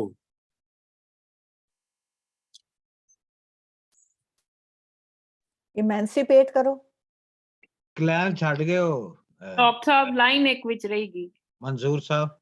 ਅੱਛਾ, ਉਹ ਪੁਰਖ ਪੁਰਖ ਨਿਰਵਾਣ ਨਿਰਵਾਣ। ਤੱਕ ਜਾ ਪਹੁੰਚੇ ਹਾਂਜੀ ਜਿਨ੍ਹਾਂ ਪੰਜੇ ਹੀ ਇੰਦਰੀਆਂ ਝਾੜੀਆਂ ਨੇ। ਉਹ ਜਿਹੜੇ ਬੰਦੇ ਉਹ ਜਿਨ੍ਹਾਂ ਨੇ ਪੰਜ ਇੰਦਰੀਆਂ ਜਿਹੜੀਆਂ ਉਹ ਉੱਤੇ ਜ਼ਿਕਰ ਹੋਇਆ ਹੈ, ਪੰਜ ਭੂਤ ਦਾ, ਜਿਨ੍ਹਾਂ ਨੇ ਉਹ ਝਾੜ ਲਈਆਂ, ਉਹਨਾਂ ਨੂੰ ਨਿਰਵਾਣ ਮਿਲ ਗਿਆ ਹੈ। ਨਿਰਵਾਣ ਦੀ ਸਟੇਜ ਤੇ ਪਹੁੰਚ ਗਏ, ਨਿਰਵਾਣ ਪਦ ਜਾ ਪਹੁੰਚੇ, ਨਿਰਵਾਣ ਦੀ ਮੰਜ਼ਿਲ ਤੇ ਪਹੁੰਚ ਗਏ। ਯਾਰ ਮੈਨੂੰ ਸਿਆਣਕ ਦਾ ਕੁਝ ਕਰਨਾ ਚਾਹੀਦਾ ਹੈ। ਜੋਗ ਦਿਓ ਤੇ ਕਰੋ ਨਹਾਲ, ਮੈਨੂੰ ਕਈਆਂ ਜੀਵ ਤੇ ਗੁੰਡੀਆਂ ਚਾੜੀਆਂ ਨੇ। ਆਪਣਾ ਮੈਨੂੰ ਸਿੱਧਾ ਜੋਗ ਦੇ ਦਿਓ ਤੇ ਤੁਸੀਂ ਆਪਣੇ ਦਿਲ ਉੱਤੇ ਇਹ ਜਿਹੜੀਆਂ ਮੁਖਤਲਿਫ ਤਰ੍ਹਾਂ ਦੀਆਂ ਵਰੀਜ਼ ਜਾਂ ਸ਼ੱਕ ਜਿਹੜੇ ਪਾਏ ਨੇ ਨਾ, ਇਹਨਾਂ ਨੂੰ ਕੱਢ ਦਿਓ ਦਿਲ ਚੋਂ। ਇਸ ਜੱਟ ਗਰੀਬ ਨੂੰ ਤਾਰ ਉਵੇਂ ਜਿਵੇਂ ਅਗਲੀਆਂ ਸੰਗਤਾਂ ਤਾਰੀਆਂ ਨੇ। ਇਹ ਤੇ ਸਾਫ਼ ਹੀ ਹੈ। ਵਾਰਿਸ ਸ਼ਾਹ ਮੀਆਂ ਰੱਬ ਸ਼ਰਮ ਰੱਖੇ, ਜੋਗ ਵਿੱਚ ਮੁਸੀਬਤਾਂ ਭਾਰੀਆਂ ਨੇ। ਜੱਗ ਵਿੱਚ ਮੁਸੀਬਤਾਂ ਸਾਰੀਆਂ ਨੇ। ਅੱਛਾ, ਮੇਰੇ ਕੋਲ ਜੋਗ ਲਿਖਿਆ ਹੈ, ਜੱਗ ਹੀ ਹੋਏਗਾ, ਲੇਕਿਨ ਮੈਂ ਕਿਉਂਕਿ 2-3 ਟੈਕਸਟ ਜਿਹੜੀਆਂ ਨੇ ਉਹ ਦੇਖ ਰਿਹਾ ਸਾਂ ਜਦੋਂ ਲਿਖ ਰਿਹਾ ਸਾਂ, ਤੇ ਮੈਂ ਇਹ ਕਹਿ ਨਹੀਂ ਸਕਦਾ ਕਿ ਜੱਗ ਆ ਕਿ ਜੋਗ ਹੈ। ਲਓ ਜੀ, ਹੁਣ ਪੜ੍ਹੋ ਇਹਨੂੰ।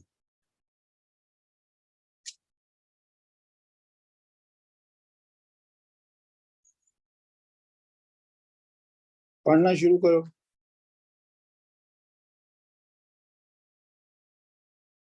255 ਤੋਂ ਸ਼ੁਰੂ ਆਣਾ ਜੀ, ਮੈਂ ਪੜ੍ਹਨੀ ਚਾਹੁੰਦੀ ਹਾਂ। हाँ जी, ਤੁਸੀਂ पढ़ो।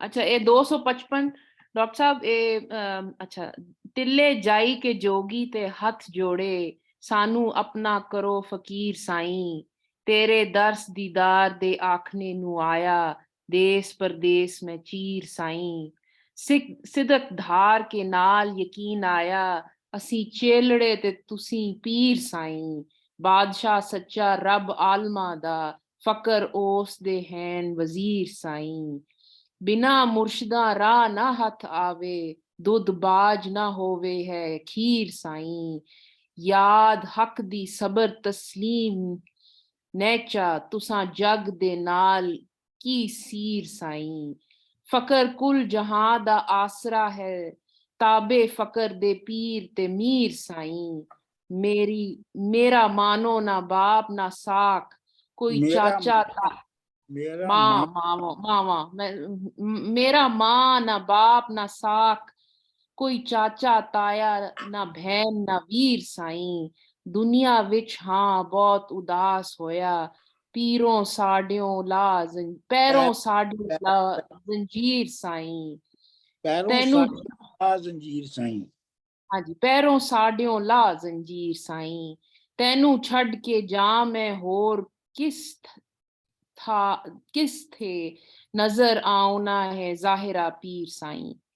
ਵੈਰੀ ਗੁੱਡ ਸਰ ਜੀ। ਜਿਹੜਾ ਇੱਥੇ ਲਿਖਿਆ ਨਾ, ਆਇਆ ਦੇਸ ਪਰਦੇਸ ਮੈਂ ਚੀਰ ਸਾਈਂ, ਇਹਦੇ ਕੈਨ ਵੀ ਜਿਹੜਾ ਇਹ ਚੀਰ ਸਾਈਂ, ਇਹ ਵੀ ਕਹਿ ਸਕਦੇ ਕਿ ਅਸੀਂ ਚੀਰ ਦਿੱਤਾ, ਮੈਂ ਛੱਡ ਆਇਆ। ਬਿਲਕੁਲ, ਮਤਲਬ ਕਿ ਕਿਸੇ ਚੀਜ਼ ਨੂੰ ਚੀਰ ਦਿੱਤਾ, ਫਾੜ ਦਿੱਤਾ, ਮੈਂ ਛੱਡ ਆਇਆ, ਮੈਂ ਮਤਲਬ ਉਹਨੂੰ ਖਤਮ ਕਰ, ਉਹਦੇ no return, there is no way of returning back। ਨਹੀਂ, ਉਸ ਵੇਲੇ ਜੰਗਲ ਹੁੰਦਾ ਸੀ। ਹਾਂਜੀ। ਤੇ ਜੰਗਲ ਦੇ ਵਿੱਚ ਤੁਸੀਂ ਜਦੋਂ ਲੰਘਦੇ ਸੀ ਤੇ ਤੁਸੀਂ ਦਰਖਤਾਂ ਨੂੰ ਚੀਰ ਕੇ ਲੰਘਦੇ ਸੀ ਨਾ, ਇੱਧਰ ਹੱਥਾਂ ਨਾਲ, ਇੱਧਰ ਹਟਾ ਕੇ। ਅੱਛਾ, ਚਲੋ ਜੀ, ਮੈਂ ਅਗਲਾ ਪੜ੍ਹ ਦਿੰਦੀ ਹਾਂ। ਹਾਂਜੀ।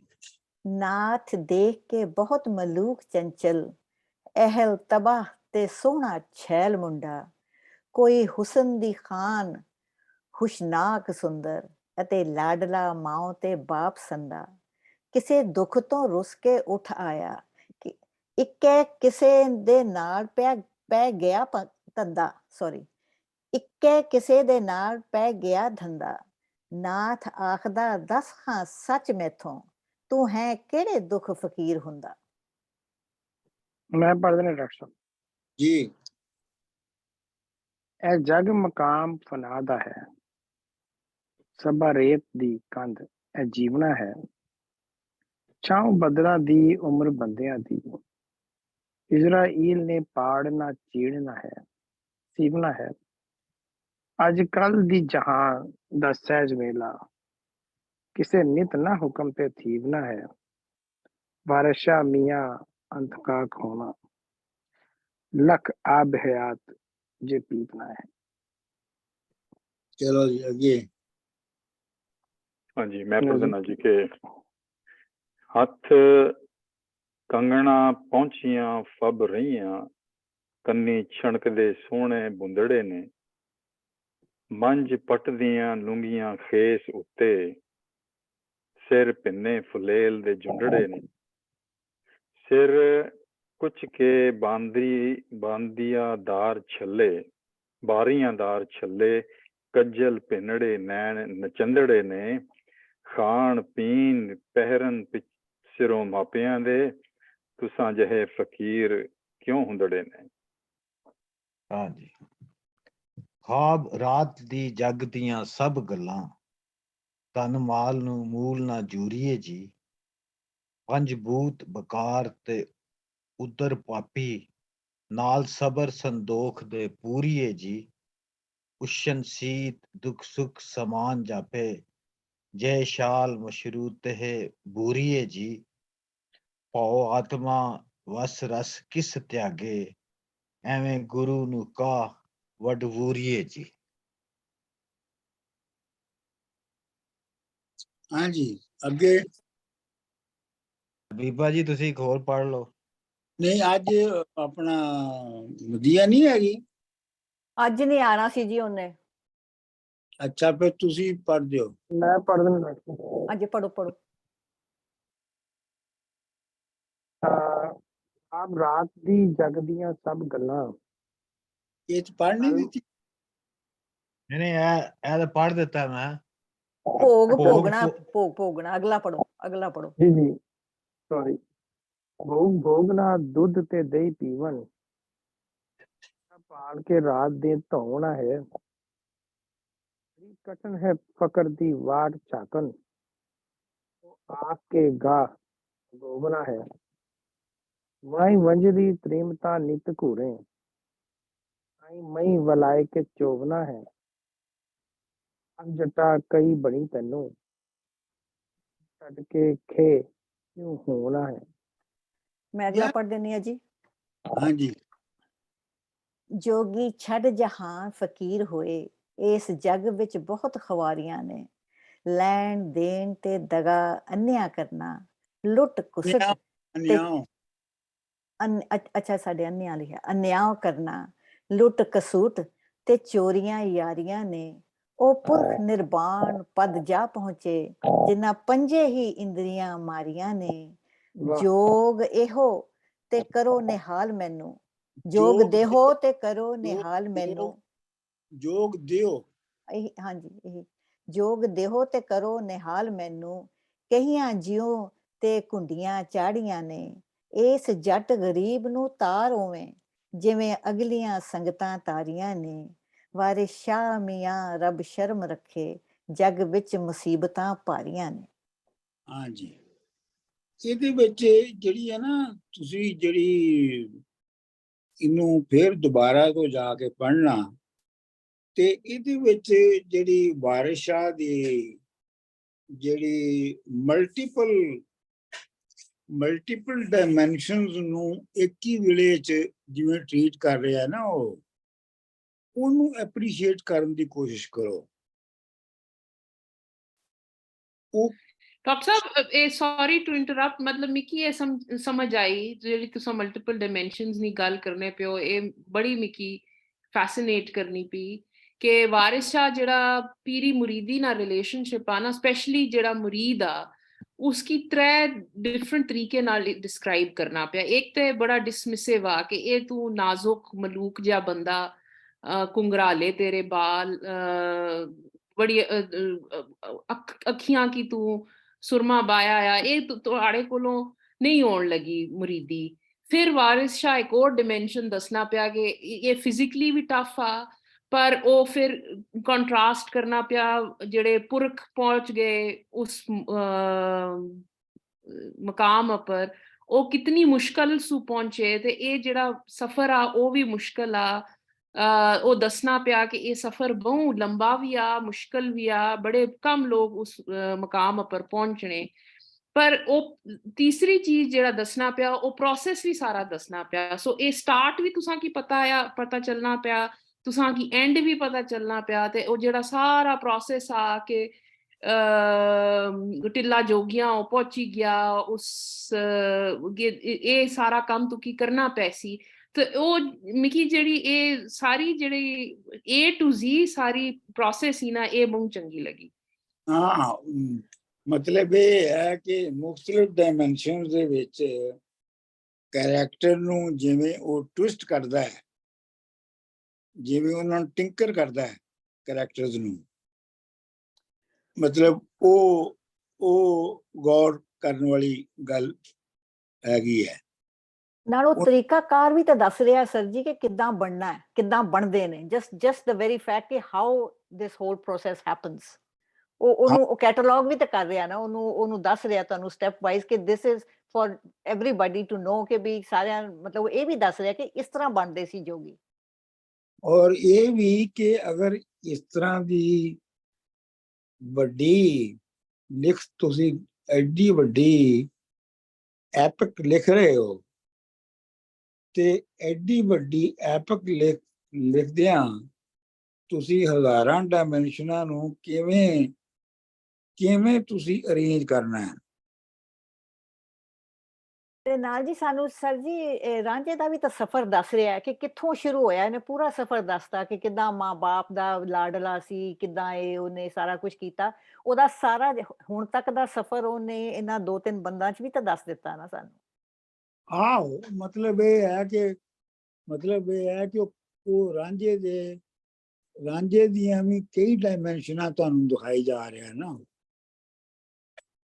ਚਲੋ ਜੀ, ਓਕੇ ਡਾਕਟਰ ਸਾਹਿਬ, ਅਸੀਂ ਕਾਫੀ ਕਨਵਿੰਸ ਹੋ ਗਏ ਹਾਂ ਕਿ ਇਹ ਜਿਹੜੀ ਸਟੋਰੀ ਰਾਂਝੇ ਦੀ ਦੱਸ ਰਿਹਾ ਵਾਰਿਸ ਸ਼ਾਹ ਦੇ ਨਾਲ ਵੀ ਉਹੀ ਗੱਲ ਹੋਈ ਹੋਣੀ ਆ। ਜਿੱਦਾਂ ਉਹ ਕਹਿੰਦੇ ਨਾ ਕਿ ਕੌਣ ਰੋਤਾ ਹੈ ਕਿਸੇ ਔਰ ਕੀ ਖਾਤਰ ਸ਼ਕੀਲ, सबको अपने ही जिले नाकाम पे रोना आया। मतलब स्टोरी ਉਹਦੀ ਆਪਣੀ ਆ। I know, नहीं कई हादसे ਤੇ ਕਈ ਉਹਨੇ ਆਪਣੇ ਲਿਖੇ ਹੋਣੇ, I'm sure ਆਪਣੇ ਤਜਰਬਾਤ ਨਾਲ ਹੀ ਲਿਖਦਾ ਨਾ ਇਨਸਾਨ। ਚਲੋ ਜੀ, ਠੀਕ ਹੈ ਡਾਕਟਰ ਸਾਹਿਬ ਜੀ। ਹਾਂਜੀ ਡਾਕਟਰ ਸਾਹਿਬ, ਮੈਂ ਤੁਸਾਂ ਦਾ ਸ਼ੁਕਰੀਆ ਅਦਾ ਕਰਨੀ ਚਾਹਣੀ ਆ। ਮੈਂ टिल्ला जोगियां ਸੂ ਕੋਈ ਮੇਰਾ ਖਿਆਲ ਹੈ 100-200 ਵਾਰੀ मैं गुजरी हो सा, लेकिन आज तक नहीं पता चला कि उसकी टिल्ला जोगियां क्या आखने। आज मिकी पता चला, मिकी पता लग्या कि वो टिल्ला जोगियां ओ जोगियां ना गढ़ सा, ते उसकी टिल्ला ओ ए तुसा पिंडी सू लाहौर गच्छो ना, ते Tilla Jogian is the end point of the Potohar range. उसने बाद तुसा सेंट्रल पंजाब एंटर करने हो, ਤੇ ਉਹ ਬਸ ਉਸ ਸਫਰ ਪਹਾੜੀ ਸਿਲਸਿਲਾ ਖਤਮ ਹੋਈ ਗਸ਼ਾ। ਉੱਥੇ ਬਾਬਾ ਨਾਨਕ ਵੀ ਗਏ ਨੇ ਜੀ ਬਿਲਕੁਲ ਜੀ ਬਿਲकुल। और ਉਹ ਮੈਨੂੰ ਪਤਾ ਸਾ ਕਿ ਉੱਥੇ ਇੱਕ ਹਿੰਦੂ ਕੰਪਲੈਕਸ ਥਿਆ ਸਾ, ਉੱਥੇ ਬਾਬਾ ਨਾਨਕ ਵੀ ਰਹੇ ਥੋੜੇ ਅਰਸਾ। ਪਰ ਇਹ टिल्ला जोगियां क्योंकि लोग ਉੱਥੇ जोग ਕਿੰਨੇ ਆਸਤੇ ਆਸ਼ਣੇ ਸੇ, ਇਹ ਅੱਜ ਪਤਾ ਲੱਗਾ।